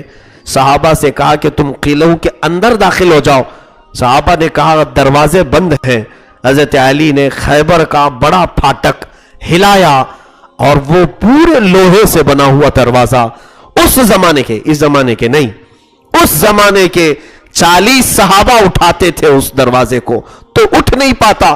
حضرت علی نے اپنے سیدھے ہاتھ سے اکیلے اس دروازے کو اٹھایا اور اٹھا کر کے کھڑے رہے، یہاں تک کہ فرماتے ہیں تقریباً 600 صحابہ کے اندر جانے تک حضرت علی تنہا وہ ہاتھ میں اٹھا کر کھڑے رہے، اس دروازے کو اٹھا کر کھڑے رہے. ایک ہاتھ میں تلوار ہے، ایک ہاتھ میں اتنا بڑا پھاٹک دروازہ ہے. اور اس کے بعد کہا کہ سب خاطر خواہ صحابہ کی جماعت اندر جا چکی ہے تو آپ نے اس دروازے کو اٹھا کر کئی گز دور پھینکا. اسی لیے تو آپ کا لقب فاتح خیبر ہے. خیبر شکن آپ کو کہا گیا ہے، پورے خیبر کو توڑ دیا. اسی شام کو اللہ نے مسلمانوں کے ہاتھوں فتح عظیم عطا فرمائی. وہ فتح کا سہرا حضرت علی کے سر پہنچتا ہے. رسول کریم صلی اللہ علیہ وسلم نے صبح ہی بشارت دی تھی. میرے عزیزو، طاقت کا یہ عالم ہے، طاقت کا یہ عالم. اس صحابہ اس زمانے کے جو طاقتور تھے، اس زمانے کے میں سمجھتا ہوں 100 نہیں 1000 لوگوں کی طاقت ان کے پاس ہوتی تھی. آج بھی ان کی تلواریں رکھی ہوئی ہیں مدینہ طیبہ میں. بعض بزرگ ہیں جن کے ہاں اس زمانے کی تلواریں رکھی ہوئی ہیں. آج کے باڈی بلڈر لوگوں کو لے جا کر کے بھی اٹھانے لگا ہو تو تلوار ان کے دونوں ہاتھوں سے نہیں اٹھتی اور پھر وہ لہراتے تھے ہواؤں میں، ایسے جیسے ٹماٹر کاٹنے والی چھری کو لہرایا جاتا ہے. وہ صحابہ کی طاقت ویسی تھی. تو ظاہر سی بات ہے ہم لوگ تو فارم کے پلے ہوئے لوگ ہیں، ساری غذائیں جو ہے فارم کی کھا رہے ہیں. زہر کھا کر کے کون سی طاقت بننے والی ہے؟ اس کے باوجود بھی غرور بہت زیادہ ہے. حضرت علی رضی اللہ تعالیٰ عنہ کرم اللہ وجہہ الکریم اس زمانے کے 40 مردوں کی طاقت تنہا رکھتے تھے. شیر خدا ان کو ایسے ہی نہیں کہا گیا. لیکن یہاں پر ایک بہت اہم مسئلہ مجھے بتانا ہے. اکثر ایسا ہوتا ہے کہ میرے عزیزوں، جب رب تبارک و تعالیٰ کی نعمتیں کسی کے اندر آ جائیں تو پھر وہ 2 حالتوں سے خالی نہیں ہوتا. یا تو رب تعالیٰ کا شکر گزار بندہ بن جاتا ہے، یا تو پھر غرور و تکبر میں اترانے والا بن جاتا ہے. مال بھی غرور لاتا ہے، باڈی کی طاقت بھی غرور لاتی ہے، یا کوئی عہدہ اور منصب بھی اسے غرور میں لاتا ہے. یہ 3 چیزیں اسے گھمنڈ کی طرف لے جاتی ہیں. یہ بہت آزمائش کا وقت ہوتا ہے. دیکھنا کسی کے اندر زیادہ طاقت آ گئی اور پھر وہ بچ پائے، اپنے ہاتھ کو بچا لے جائے، وہ دنیا کا عظیم پہلوان ہے، وہ عظیم پہلوان ہے. یہاں تو لوگوں کو مکہ آزمائی کرتے بھی ہیں. کیوں میاں باکسنگ کیوں سیکھ رہے ہیں؟ تاکہ کسی کا چہرہ اور تھوپڑا بگاڑ سکیں. آزمائش کے لیے یہ لوگ کمزوروں کے چہرے ڈھونڈتے ہیں. جسم بنانے والوں کی اکثر یہ عادت ہے کہ پنجے مارتے رہیں کسی کو بھی. طاقت جب آ جائے تو تم طاقت کا غرور نہ لانا. یاد رکھو کہ یہ جسم سڑ جائے گا اور کیڑے مکوڑوں کی غذا اسے بنائی جائے گی. جب قبر میں تمہارے اسی طاقتور جسم کو رکھا جائے گا, تمہارے کان سے, ناک سے, منہ سے, ہر جگہ سے کیڑے داخل ہوں گے, تم ہاتھ تک نہیں اٹھا سکو گے. اللہ رب العزت اتنا تمہیں بے بس بنا دے گا. وہ قبر کی بات تو بعد کی ہے, جو تختیاں بند ہو جائیں گی تو کون دیکھتا ہے, لیکن تو یہاں ہم نے میتوں کو نہلاتے وقت ہی دیکھا ہے. ہٹے کٹے لوگ ایسے بے بس پڑے ہمارے ہاتھوں کے سامنے کہ گرم پانی ڈالو کہ ٹھنڈا پانی ڈالو, وہ آہ بھی نہیں کرتا, اف بھی نہیں کرتا. تمہاری ساری طاقتوں کا نشہ سب ختم ہو جاتا ہے. اسی لیے اس سچویشن پر غرور اور تکبر ہرگز آنے نہ دینا. مولا علی شیر خدا رضی اللہ تعالیٰ عنہ کا حال یہ ہے, بازار میں چل رہے تھے, ایک خاتون رو رہی تھی, ایک لونڈی تھی, اس زمانے کی کام کرنے والی کنیز تھی. آپ قریب گئے, جب آپ خلیفہ وقت تھے, منصب بھی ہے آپ کے پاس, طاقت بھی ہے آپ کے پاس. ایسے نہیں کہ فوجی طاقت پر کے بل بوتے آپ لڑتے تھے, پرسنل اپنی خود کی بھی طاقت تھی. خلیفہ وقت ہے, بازار میں آپ نے دیکھا کہ ایک خاتون رو رہی. پوچھا کیوں؟ کہا میرے آقا نے, میرے مالک نے مجھے 2 درہم دیے تھے کھجور لانے کے لیے. میں کھجور لینے کے لیے اس شخص کے پاس آئی, یہ دکان والا. کھجور لی اور میں لے جا کر کے میرے مالک کو دیا, تو میرے مالک نے پسند نہیں کیا, وہ لوٹا دیا. کہا کہ مجھے کھجور نہیں چاہیے, میں لے کر کے آئی ہوں اور اس کو واپس کر رہی ہوں, تو یہ لے نہیں رہا ہے, میرے پیسے واپس نہیں دے رہا ہے. کھجور میں کیا کروں؟ میرا مالک مجھے درے مارے گا, میں درہم کہاں سے لاؤں, میں ایک کنیز عورت ہوں. حضرت علی رضی اللہ تعالیٰ عنہ درمیان میں گئے, کہا کہ اس کنیز کو اس کے پیسے واپس کر دو, کھجوریں تیری صحیح سلامت وہ لے کر آئی ہیں, زیادہ وقت بھی نہیں گزرا, اس میں عیب بھی نہیں ہوا ہے, لے لو. تو اس نے آپ کو زوردار دھکا مارا, یہاں تک کہ گلی سے باہر تک لے گیا. کہا کہ تم ہوتے کون ہو بیچ میں آئے؟ تو لوگوں نے کہا اس دکاندار کو پکڑ کر کے کہ اے نادان, تجھے معلوم ہے تو نے کس کو دھکا مارا ہے؟ وہ خلیفہ وقت ہے, امیر المومنین ہے, اسے پتہ ہی نہیں تھا. ڈر گیا, سہم گیا کہ ارے میرے تو ہاتھ ان کو لگ گئے, پھر کیا ہوگا. فوراً وہ آیا اور اس عورت کو پیسے واپس کیا, کھجوریں لیا. حضرت علی رضی اللہ تعالیٰ عنہ سے گڑ گڑا کر معافی مانگنے لگا. کہا کہ میرا ہاتھ آپ کو لگ گیا, میں دھکا مارا, مجھے معاف کر دیجئے, آپ مجھ سے راضی ہو جائیں. حضرت علی رضی اللہ تعالیٰ عنہ نے فرمایا پہلے اس کنیز سے پوچھو, وہ اگر راضی ہے تو میں بھی راضی ہوں, میرے اپنے نفس کا کوئی معاملہ نہیں, تو حقداروں کو ان کا حق ادا کر دے, میں تجھ سے راضی ہوں. حضرت علی چاہتے تو اپنے جان کا بدلہ لیتے کہ مجھے تو ہاتھ لگایا کیسے. طاقت قوت خود کی بھی ہے اور وقت کے خلیفہ بھی ہیں, امیر المومنین بھی. اپنی ذات کے لیے آپ نے بدلہ نہیں لیا.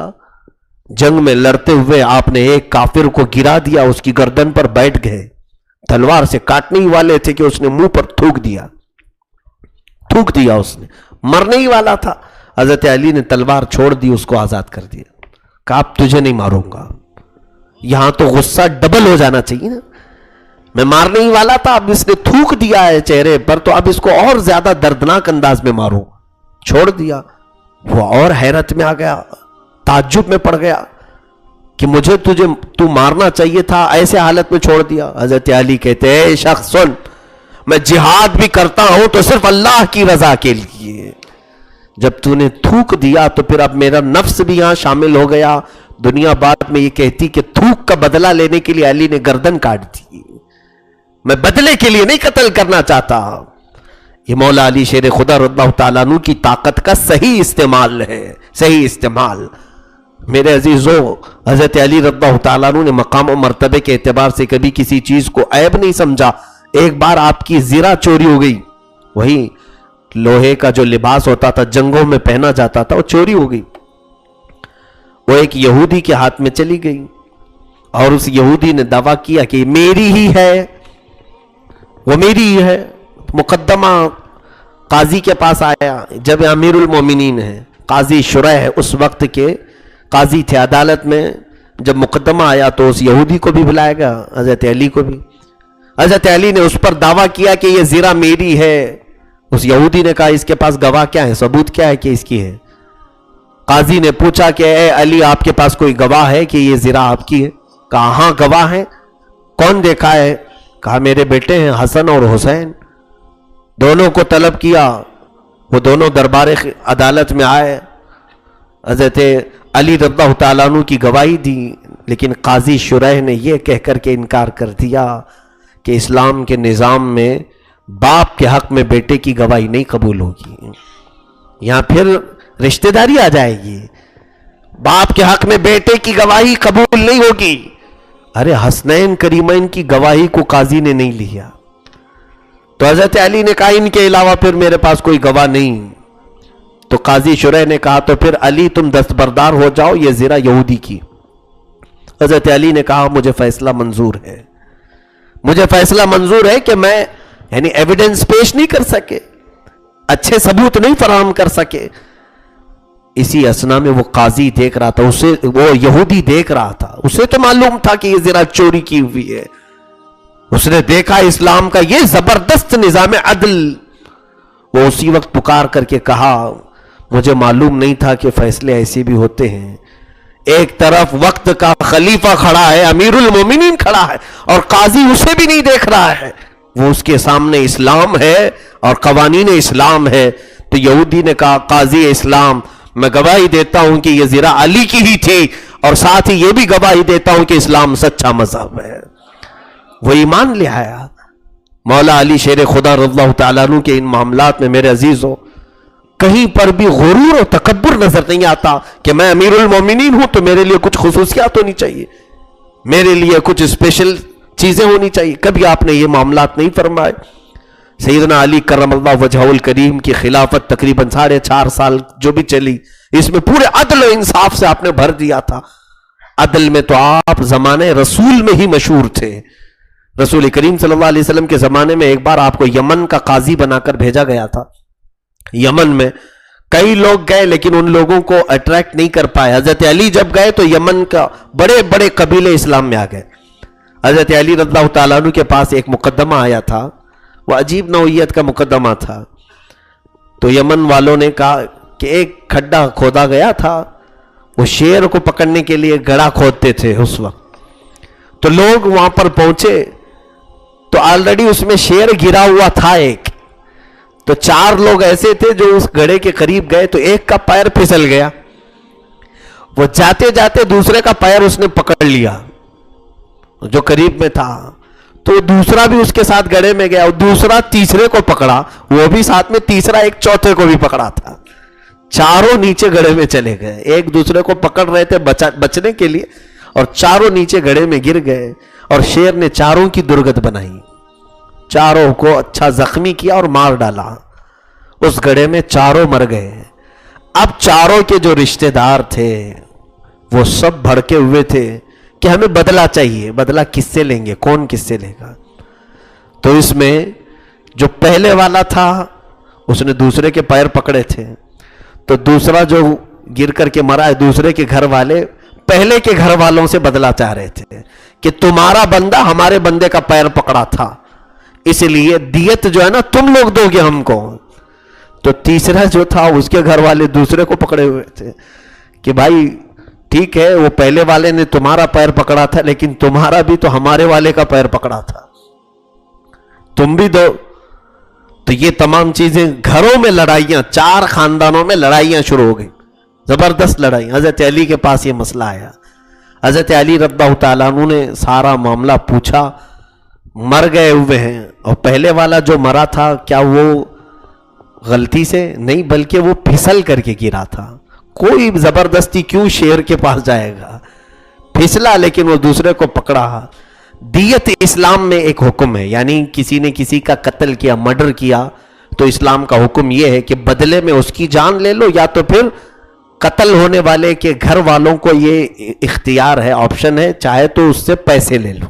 دونوں چیزیں تو مطالبہ کرو کہ مجھے 5 لاکھ چاہیے, قتل ہو گیا ہے, یہ بھی کر سکتے ہیں. یا بدلے میں جان بھی چاہیے تو جان کی بھی آپ پوچھ سکتے ہیں قاضی سے کہ میں بدلے میں میرا بیٹا مرا, اس کے بیٹے کا قتل ہو جائے, یا تو پھر میرا بیٹا انتقال کر گیا, مجھے اتنے پیسے چاہیے. یہ دیت کہتے ہیں اس کو. حضرت علی رضی اللہ تعالیٰ عنہ کے پاس جب فیصلہ آیا تو کہا کہ اب قتل یہاں تو مر چکے ہیں سارے، دیت کون دے گا؟ تو حضرت علی نے فیصلہ کیا کہ جو کھڈا کھودا ہے وہ دیت دے گا، جو گڑھا کھودا تھا وہ دیت دے گا۔ اس کو بلایا گیا اور اس سے کہا گیا کہ گڑھا تو نے کھودا جس کی وجہ سے سب گرے۔ حضرت علی رضی اللہ تعالیٰ عنہ نے گڑھا کھودنے والے کو بھی کس طرح کی دیت دلوائی؟ اس سے کہا کہ ایک آدمی کو تم آدھی دیت دو گے، ایک کو 1/3 دو گے، ایک کو 1/4 دو گے اور ایک کو پوری دو گے۔ دیت کے بھی احکام ہیں، جیسے ایک کو 1 لاکھ دینا ہے، دوسرے کو 50,000 دینا ہے، تیسرے کو 25,000، اس طرح سے 1/3 اور ایک 1/4۔ حضرت علی نے ایسے فیصلہ کیا کہ جو سب سے پہلے گرا ہے اس کو 1/4 دو، اس لیے کہ اس نے دوسرے کو بھی پکڑا ہے، دوسرے والے کو اس سے تھوڑا سا زیادہ، اس کے 2 گنا تھے، ایک اس نے اور اپنے آپ کو بھی پکڑا ہے، جو لاسٹ میں گرا اس کی کوئی غلطی نہیں تھی، اس کو پورے 1 لاکھ دو۔ یہ فیصلے تو لوگوں نے پوچھا کہ یہ حضرت علی نے کیسے کیا؟ رسول پاک صلی اللہ تعالیٰ علیہ وسلم کے پاس لائے تو حضور صلی اللہ علیہ وسلم نے مسکرا کر کے فرمایا علی نے وہی فیصلہ کیا جس کو اللہ پسند فرماتا ہے۔ حضرت علی رضی اللہ تعالیٰ عنہ کے فیصلے زمانے رسول میں بھی مشہور تھے، میں نے اس سے قبل بھی حضرت علی کے معاملات بتائے ہیں، اور ایسی حکمت و دانائی تھی، حساب والے پریشان ہو جائیں گے، کیلکولیٹر لے کر بیٹھیں تو بھی پریشان ہو جائیں گے۔ ایک بار حضرت علی کے پاس ایک مسئلہ آیا، 3 لوگ آئے، میتھس والے حساب کر کے مجھے بتائیں، 3 لوگ آئے، ان کے پاس 17 اونٹ تھے۔ کتنے اونٹ تھے؟ 17 اونٹ تھے، اور تینوں کا مطالبہ کیسا تھا؟ عجیب تھا۔ اس میں سے فرسٹ نمبر والے کا کہنا یہ تھا کہ مجھے 17 میں سے آدھا حصہ پورا چاہیے۔ کتنا چاہیے؟ آدھا حصہ پورا چاہیے۔ اور دوسرے والے کا مطالبہ یہ تھا کہ مجھے 1/3 چاہیے، 3 حصے کرو پورے میں تو 1/3 چاہیے۔ بات سمجھ میں آ رہی ہے؟ مجھے 1/3 چاہیے۔ اور تیسرے والے کا کہنا یہ تھا کہ 9واں حصہ چاہیے، ایک کو 9واں حصہ ہے، ایک کا 1/3 ہے، دوسرے کا آدھا، لیکن شرط یہ تھی کہ ایک اونٹ بھی کٹنا نہیں چاہیے۔ ہیں 17 اونٹ ہے، حساب کوئی کر کے دکھا دو، میں صبح تک بیٹھا رہوں گا۔ 17 اونٹ ہیں، آدھے ہی میں تم فیل ہو جاؤ گے۔ جس کو آدھا دینا ہے فرسٹ، آدھا کتنا ہوگا؟ 8.5، لیکن وہ لے گا نہیں آپ سے 8.5، وہ کہہ رہا ہے کٹا ہوا اونٹ نہیں چاہیے۔ اچھا 1/3 بھی اگر کریں گے، 3 حصے کرنا ہے، 17 میں 3 حصے بنیں گے ہی نہیں، کیسے بناؤ گے؟ یہاں پر بھی فیل ہو جاؤ گے۔ اور 9واں حصہ اگر کرنا ہے، 17 کو 9 میں ڈیوائیڈ کرو، 17 کو 9 میں ڈیوائیڈ کرو، یہاں پر بھی تم کاٹنا ہی پڑے گا، کاٹ کر کے ہی پوائنٹ پر آئیں گے، کیلکولیٹر لے کر کے دیکھو آپ، پوائنٹ پر حساب آئے گا۔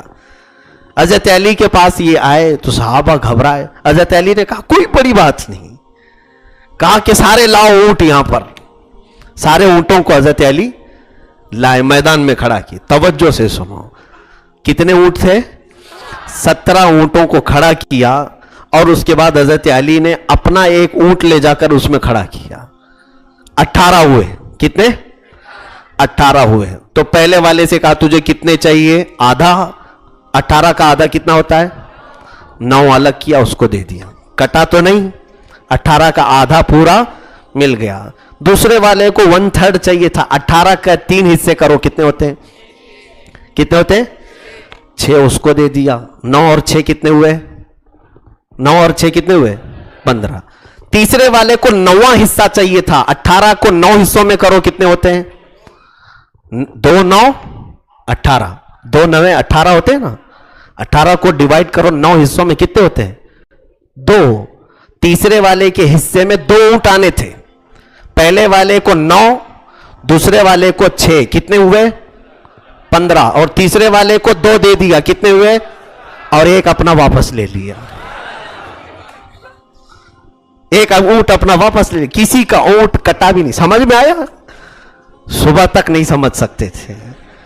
مولا علی شیر خدا رضی اللہ تعالیٰ عنہ کی حکمت و دانائی یہ تھی. اللہ اکبر. غضب کی ذہانت آپ کو اللہ نے دی تھی.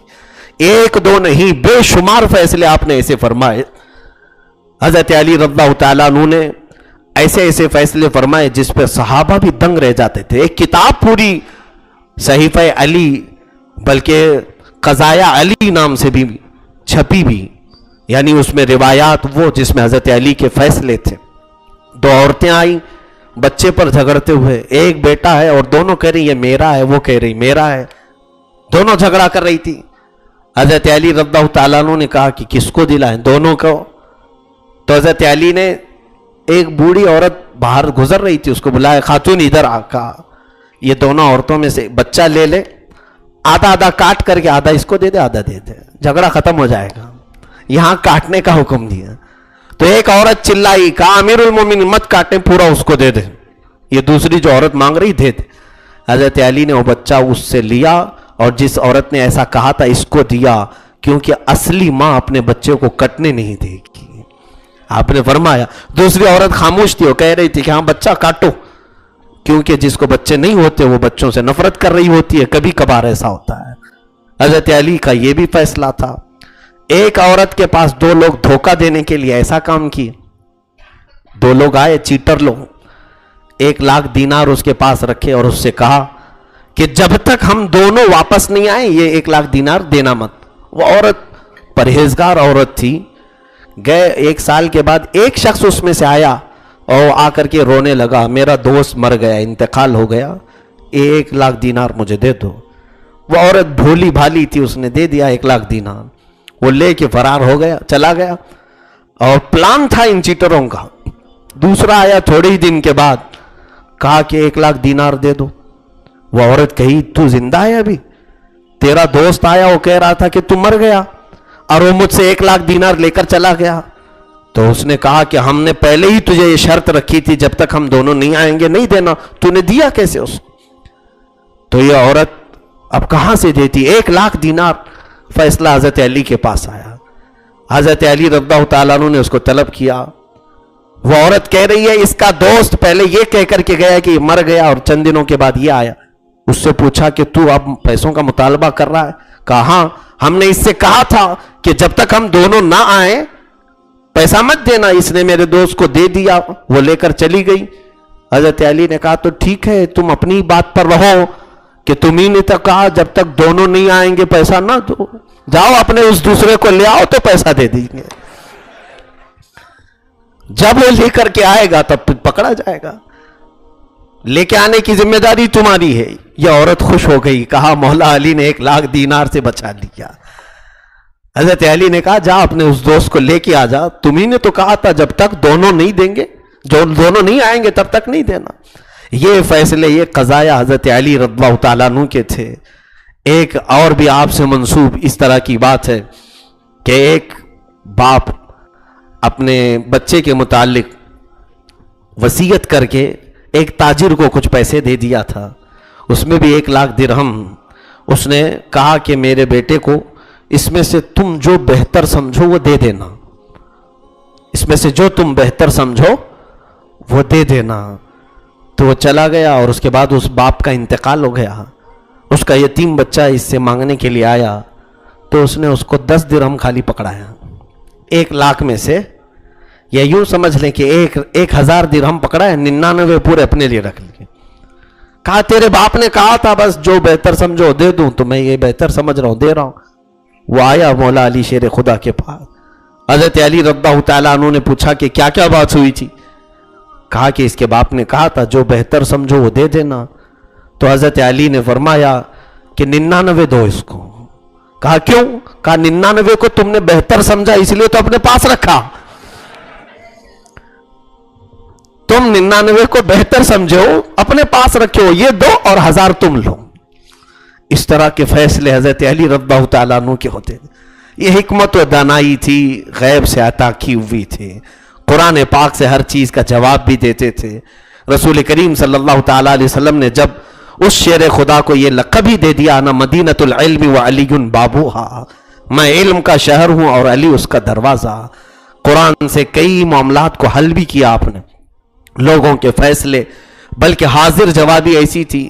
ایک یہودی نے مذاق کے طور پر آپ سے کہا تھا، حضرت علی رضی اللہ تعالیٰ عنہ کی گھنی داڑھی تھی، گھنی داڑھی، اور اس کی داڑھی بہت چھوٹی سی تھی، تھوڑے سے بال تھے، اور وہ آیا حضرت علی سے پوچھا کہ علی، میں نے سنا ہے ہر چیز کا جواب تم قرآن سے دیتے ہو، میری داڑھی اور تمہاری داڑھی کے بارے میں بھی قرآن میں کچھ آیا ہے کیا؟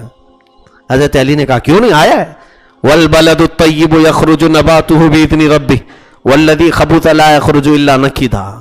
حضرت علی نے مسکرا کر کے فرمایا، یہ صرف اس کے لیے جواب تھا، ہاں صرف اس کے لیے جواب تھا۔ حضرت علی نے فرمایا مولا فرما رہا ہے جس کی زمین اچھی ہوتی ہے فصل اچھی آتی ہے، اور زمین بنجر ہو تو فصل کم آتی ہے۔ الحمدللہ میں نے نیکیوں کی فصل اچھی کی ہے۔ تو یہ منہ توڑ جواب ان لوگوں کے لیے تھا جو مذاق کرنے کی کوشش کرتے تھے۔ مولا علی کے مقام و مرتبے کو، ان کے علم کو کوئی پہنچ نہیں سکتا۔ آپ نے یہی تو فرمایا کہ اگر میں صرف سورہ فاتحہ کی تفسیر لکھنے بیٹھ جاؤں تو 70 اونٹوں کو بوجھل کر سکتا ہوں، صرف سورہ فاتحہ کی تفسیر، باقی پورا قرآن کی نہیں۔ وہ علم تھا، وہ علم کا سمندر ہے، علم کا بادشاہ ہے مولا علی کی ذات۔ 70 اونٹوں کو بوجھل کر سکتا ہوں، کیا مطلب؟ تفسیریں، کتابیں اتنی ہو جائیں گی کہ 70 اونٹوں پر رکھنا پڑ جائے گا صرف سورہ فاتحہ کی تفسیر۔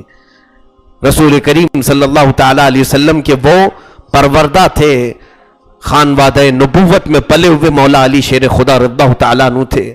عزیزان گرامی، خلافت کے آپ کے جو معاملات چلے وہ بہت ہی بہترین تھے، لیکن کچھ خرافات، کچھ انتشار ان کے زمانے میں ایسے ہوئے کہ حضرت عثمان غنی رضی اللہ تعالیٰ عنہ کے قتل کا مطالبہ، خون بہا، جو مانگنے کے لیے کچھ صحابہ اٹھے، مطالبہ کرنے لگے کہ حضرت عثمان کے قتل کا بدلہ لیا جائے۔ مدینے میں بھی آوازیں اٹھی، مکہ میں بھی آوازیں اٹھی، ملک شام میں بھی آوازیں اٹھیں۔ یہی وجہ سے کچھ 2 جنگیں ہو گئی، جنگ جمل اور جنگ صفین، جس کی وجہ یہی بنی کہ بعض صحابہ، وہی سبائی فتنہ جو عبداللہ بن سبا نے فتنہ کھڑا کیا تھا، انہوں نے خون عثمان کا بدلہ لینے کے لیے جگہ جگہ ہنگامے کی، احتجاجات جو پروٹیسٹ ہوتے ہیں۔ حضرت علی فرما رہے تھے کہ ابھی یہ وقت نہیں ہے بدلہ لینے کا، اس میں بہت سارے ایسے لوگ شریک ہیں جن کو ہم پہچانتے نہیں، اور بہت سارے ایسے لوگ ہیں جو اسلام کو بازیچے اطفال بنائے ہوئے ہیں، بچوں کا کھیل بنائے ہوئے ہیں، بڑا انتشار ہو جائے گا۔ لیکن حضرت علی رضی اللہ تعالیٰ عنہ کو جو مقابلہ تھا وہ اندر سے بھی تھا، باہر سے بھی تھا۔ کچھ خارجی ہو گئے۔ خارجی کون؟ جو حضرت علی کو کافر کہتے تھے۔ اس زمانے میں ایک جماعت نکلی جو خوارج کہلاتی ہیں، ان سے بھی حضرت علی نے جہاد کیا ہے، ان کو مار کر کے بھگایا ہے۔ جنگ نہروان اسی جنگ کا نام ہے۔ خارجی ایک جماعت نکلی، پھر شیعہ ایک جماعت نکلی۔ ان تمام فتنوں میں جو ہے اسلام کو بڑا نقصان پہنچانے کی یہودیوں نے بہت کوششیں کی۔ 4 سال کے بعد حضرت علی کرم اللہ وجہہ الکریم کوفہ میں اپنی دارالخلافہ میں تھے، وہاں پر مسجد میں نماز کے دوران عبد الرحمن ابن ملجم نام کا ایک خبیث خارجی حضرت علی رضی اللہ تعالیٰ عنہ کو، اس نے صبح کے وقت جب آپ لوگوں کو جگایا کرتے تھے، لوگوں کو اٹھایا کرتے تھے فجر کی نماز کے لیے، اس وقت آپ کو اس نے شہید کیا خنجر مار کر۔ حضرت علی رضی اللہ تعالیٰ عنہ کوفہ میں شہید ہوئے۔ یوں سمجھیں کہ علم کا ایک پہاڑ، علم کا ایک سورج غروب ہوا، آسمان ولایت کا ایک چمکتا ہوا چاند اچانک غروب ہوا۔ کوفہ کی سرزمین پر یہ ہولناک حادثہ پیش آیا، لیکن حال یہ تھا کہ خارجیوں کی شورش بڑی ہوئی تھی، آپ کی لاش کو بھی چھپانا پڑا۔ صحابہ جو اس وقت موجود تھے انہوں نے آپ کی لاش کو چھپایا، یہاں تک کہ بعض روایات یہ بتاتی ہیں کہ ایک اونٹ پر رکھ کر کے آپ کی لاش کو جنگل کی طرف بھیج دیا گیا، وہ اونٹ غائب ہو گیا، چلا گیا آپ کی لاش مبارکہ کو لے کر۔ وجہ یہ تھی کہ خارجی آپ کی لاش کے ساتھ بھی بے حرمتی کرنے کی کوشش کر رہے تھے کہ آپ کی لاش مبارکہ آپ کے جسم پاک کے ساتھ بھی بے حرمتی کی جائے۔ پھر بعض روایات میں یہ ملتا ہے کہ کئی دنوں کے بعد وہ اونٹ ایک جگہ بیٹھا ہوا ملا، آپ کا جسم مبارک اسی طرح تر و تازہ تھا، اسی طرح تر و تازہ تھا۔ تو جو قریب کے لوگ تھے انہوں نے اٹھایا اور پھر اس جگہ پر دفن کیا جس جگہ کو آج نجف اشرف کہا جاتا ہے. نجف یہ عراق کا ایک علاقہ ہے جہاں مولا علی شیر خدا رضی اللہ تعالیٰ عنہ دفن ہیں وہ ہمیشہ کے لیے. لیکن ہم سنیوں کا یہ عقیدہ ہے مولا ہمارے جہاں پر بھی دفن ہو ہماری محبت ان کے ساتھ ہے. مزار مبارک جہاں پر بھی ہو، بلکہ میرے عزیزوں صرف ہم ان کے ناموں سے اپنی تسبیحاں پڑھتے ہیں، ان کے نام سے ہم اپنی دعاؤں میں اللہ کی بارگاہ میں وسیلہ طلب کرتے ہیں. مولا علی شیر خدا رضی اللہ تعالیٰ عنہ کی جتنی بھی تعریف کی جائے وہ کم ہے. آپ کو اللہ تعالیٰ نے کمالات جو عطا کیے تھے، قوت کے اعتبار سے، علم کے اعتبار سے، تقوی کے اعتبار سے، ہر چیز میں آپ بے مثال بادشاہ تھے. آپ نے تقوی و طہارت پر ایسی ایک مثال قائم کی. صحابہ اکرام رضوان اللہ علیہم اجمعین فرماتے مولا علی شیر خدا جب نماز کے لیے آتے تھے تو آپ کا رنگ پیلا پڑ جاتا تھا، اذان سنتے ہی چہرہ پورا زرد ہوتا تھا اور لوگ دیکھتے کہ ان کے جسم کے رونگٹے بالکل کھڑے ہو جاتے تھے اذان کی آواز سے. یہ خشیت کا عالم تھا، خوف کا عالم. لوگ پوچھتے کہ آپ اذان اور نماز کے وقت ایسے کیوں بدل جاتے؟ حضرت علی کہتے لوگ بادشاہوں کے سامنے کھڑے ہونے سے ڈرتے ہیں، میں بادشاہ اعظم کے سامنے کھڑے ہونے سے خوف نہ کروں. رب ذوالجلال کی بارگاہ میں جانے کا وقت ہوتا ہے، اس لیے مجھے کپ کپی طاری ہو جاتی ہے. رب تبارک و تعالیٰ مجھے کس کیفیت میں دیکھ رہا ہے. آپ کا خوف بھی ایسا تھا. ایک بار قبرستان میں گئے، سلام کیا زور سے. آپ کے ساتھ حضرت سعید ابن مسیب تھے. انہوں نے کہا کہ ہم نے دیکھا حضرت علی نے سلام کیا، تھوڑی دیر کے بعد قبروں کے پاس کان لگا کر کھڑے رہے. حضرت سعید کہتے مجھے لگا حضرت علی قبر والوں سے کچھ سن رہے ہیں. تھوڑی دیر کے بعد میں نے حضرت علی کا چہرہ دیکھا تو داڑھی پوری آنسوؤں سے تر تھی، اتنا رو رہے تھے. پوچھا کہ مولا علی سے کیا آپ نے دیکھا قبر والوں سے؟ کہا اے سعید میں نے ان کو سلام کیا تو انہوں نے سلام کا جواب دیا. میں نے ان سے پوچھا کہ اے قبر والوں کیا حالت ہے تمہاری؟ تو قبروں والوں نے کہا علی ہماری حالتیں مت پوچھو، ہمارے وہ چہرے جن کو ہم آئینوں میں گھنٹوں سجایا کرتے تھے مولا نے ان چہروں پر بچھو چھوڑ دیے ہیں. ہمارے بالوں میں پیپ آ چکے ہیں، ہماری ناک سڑ چکی ہے، ہمارے دانتوں پر کیڑے مکوڑے لگا دیے گئے ہیں، ہمارا پیٹ پھٹ کر بدبو پیدا کر رہا ہے. رب تعالیٰ نے ہمارے پورے جسم کو کیڑوں کی غذا بنائی ہے. وہ بیان کرتے جا رہے تھے. حضرت علی فرماتے ہیں سعید ان کی باتیں ایسی دردناک تھی کہ اگر دیکھنے کو وہ کیفیت مل جائے تو کوئی دنیا میں زندہ بھی نہیں رہے گا، وہ ہیبت سے مر جائے گا قبر کے حالات سے. مولا علی شیر خدا رضی اللہ تعالیٰ عنہ کثرت سے روتے تھے اپنی قبر کو یاد کر کے. اے میرے عزیزو، جس کو اللہ کے رسول نے دنیا میں جنت کی بشارت دی، جن کو اللہ کے رسول نے ولایت کا سردار کہا، جن کو اللہ کے رسول نے اسد اللہ کہا، اللہ کا شیر کہا، جن کو اللہ کے رسول نے اپنی بیٹی نکاح میں دی، وہ علی قبر سے ڈرتے ہیں. ہمیں کیا ہو گیا؟ ہمارے اندر تو خوف نام کی کوئی چیز ہی نہیں ہے. ایسے اتراتے ہوئے غرور و گھمنڈ سے ہم ناچتے ہیں. نمازیں تو اتنی ہماری گئی ہوئی ہے. ارے میاں عزیزو، مولا علی شیر خدا رضی اللہ تعالیٰ عنہ کی پوری زندگی پاک میں ایک نماز قضا نہ تھی، وہ بھی ایک نماز جس میں رسول پاک صلی اللہ علیہ وسلم آپ کے زانوں پر سر رکھ کر سو رہے ہیں. عصر کا وقت ہے، سورج ڈوبا تو علی کو رونا آ گیا. ہائے میری زندگی میں پہلی نماز جا رہی ہے. حضور پاک عصر کی نماز پڑھ کر آرام کر رہے تھے. حضرت علی نے نماز نہیں پڑھی تھی عصر کی. سورج ڈوب رہا تھا، رونا آ گیا. اتنا روئے کہ حضور کے چہرے پر آنسو گر گئے. سورج غروب ہوا. اللہ اکبر، ہم نے جنگوں میں حضرت علی کو روتے نہیں دیکھا، گھر میں غربت کی وجہ سے روتے ہوئے نہیں دیکھا، چکی پیستی ہوئی فاطمہ کی تکلیف دیکھ کر کے روتے ہوئے نہیں دیکھا. مولا علی کی آنکھوں میں آنسو تھے تو نماز کے قضا ہونے پر تھے. نماز میری چلی گئی. یہ تھا شیر خدا کا تقوی.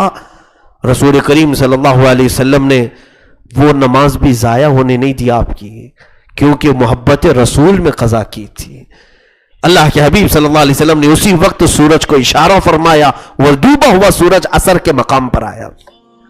یہ جو میرے آقا کا معجزہ ظاہر ہوا، ڈوبے سورج کو واپس پلٹایا حضور نے. کس کے لیے؟ وہ علی مرتضیٰ کے لیے، شیر خدا کے لیے.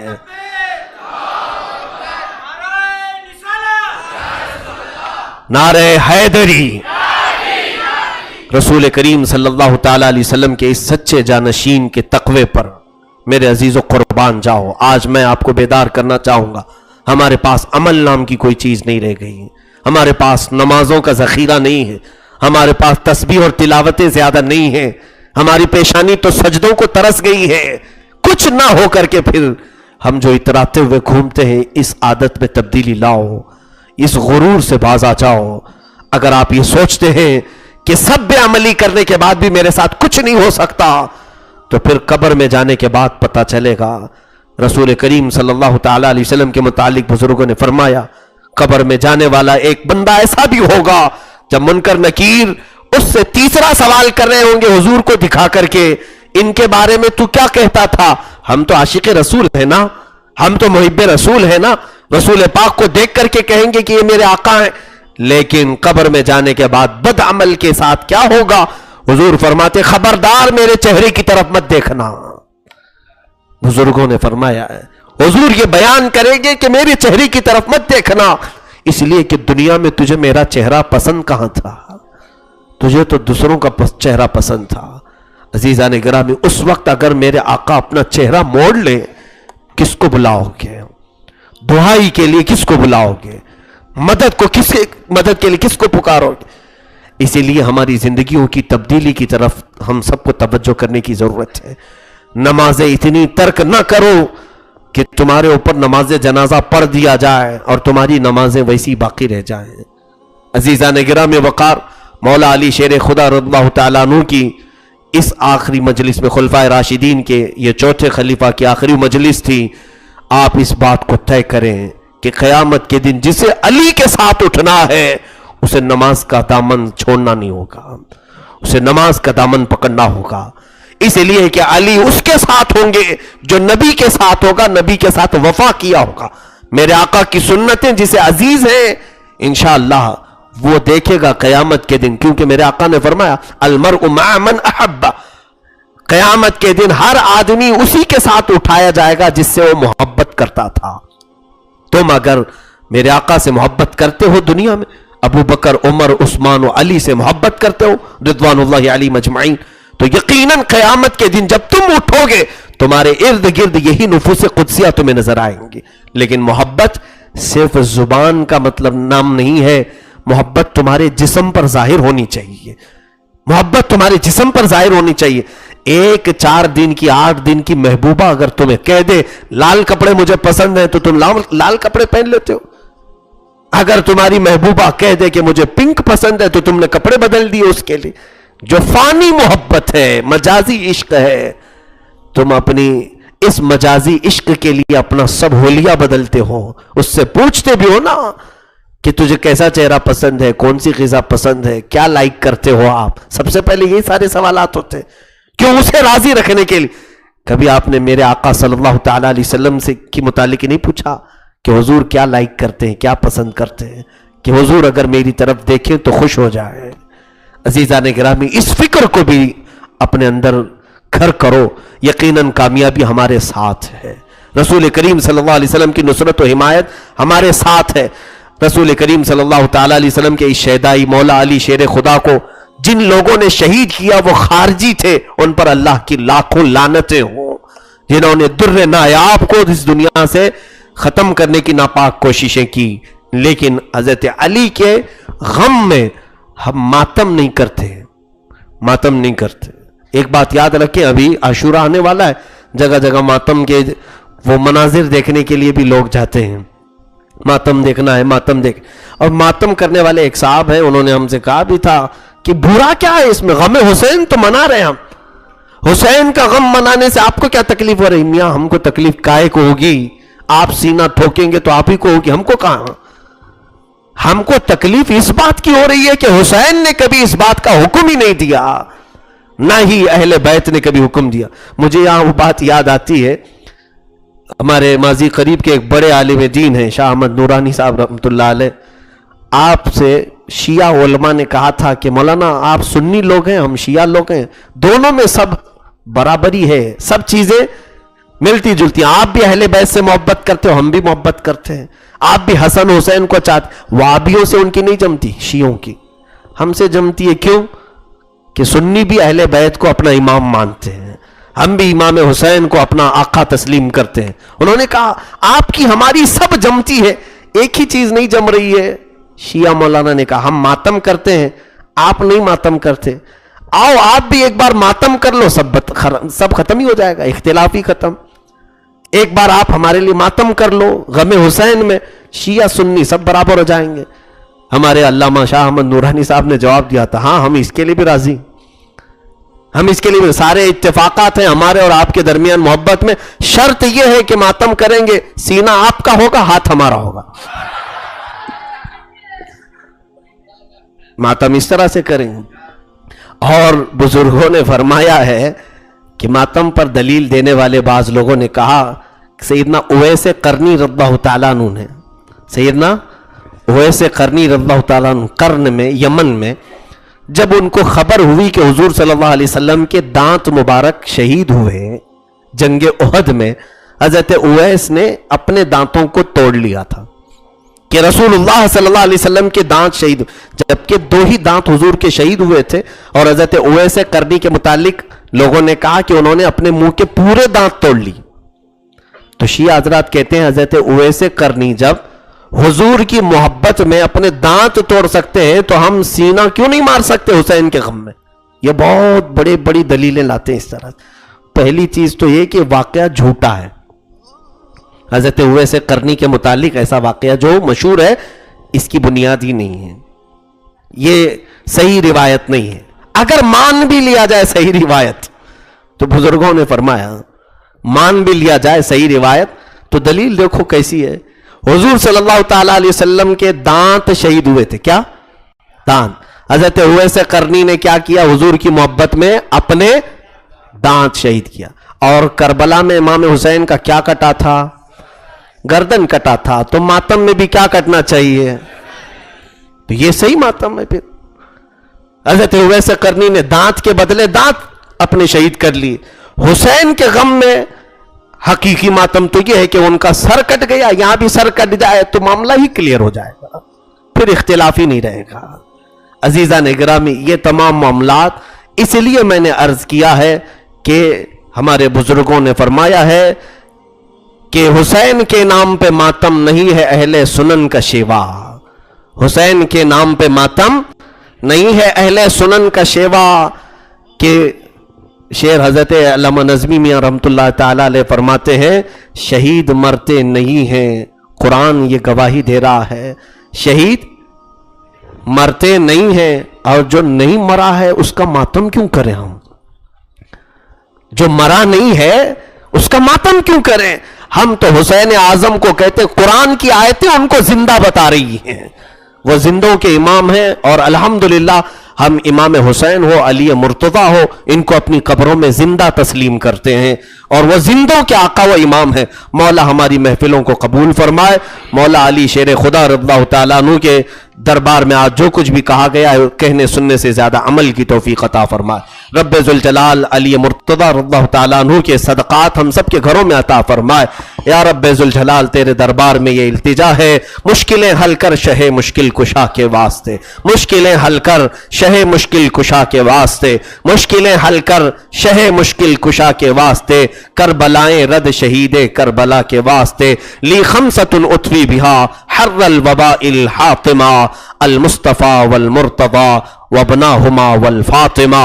وصلی اللہ تعالی علی خیر خلقہ محمد وآلہ وصحبہ اجمعین.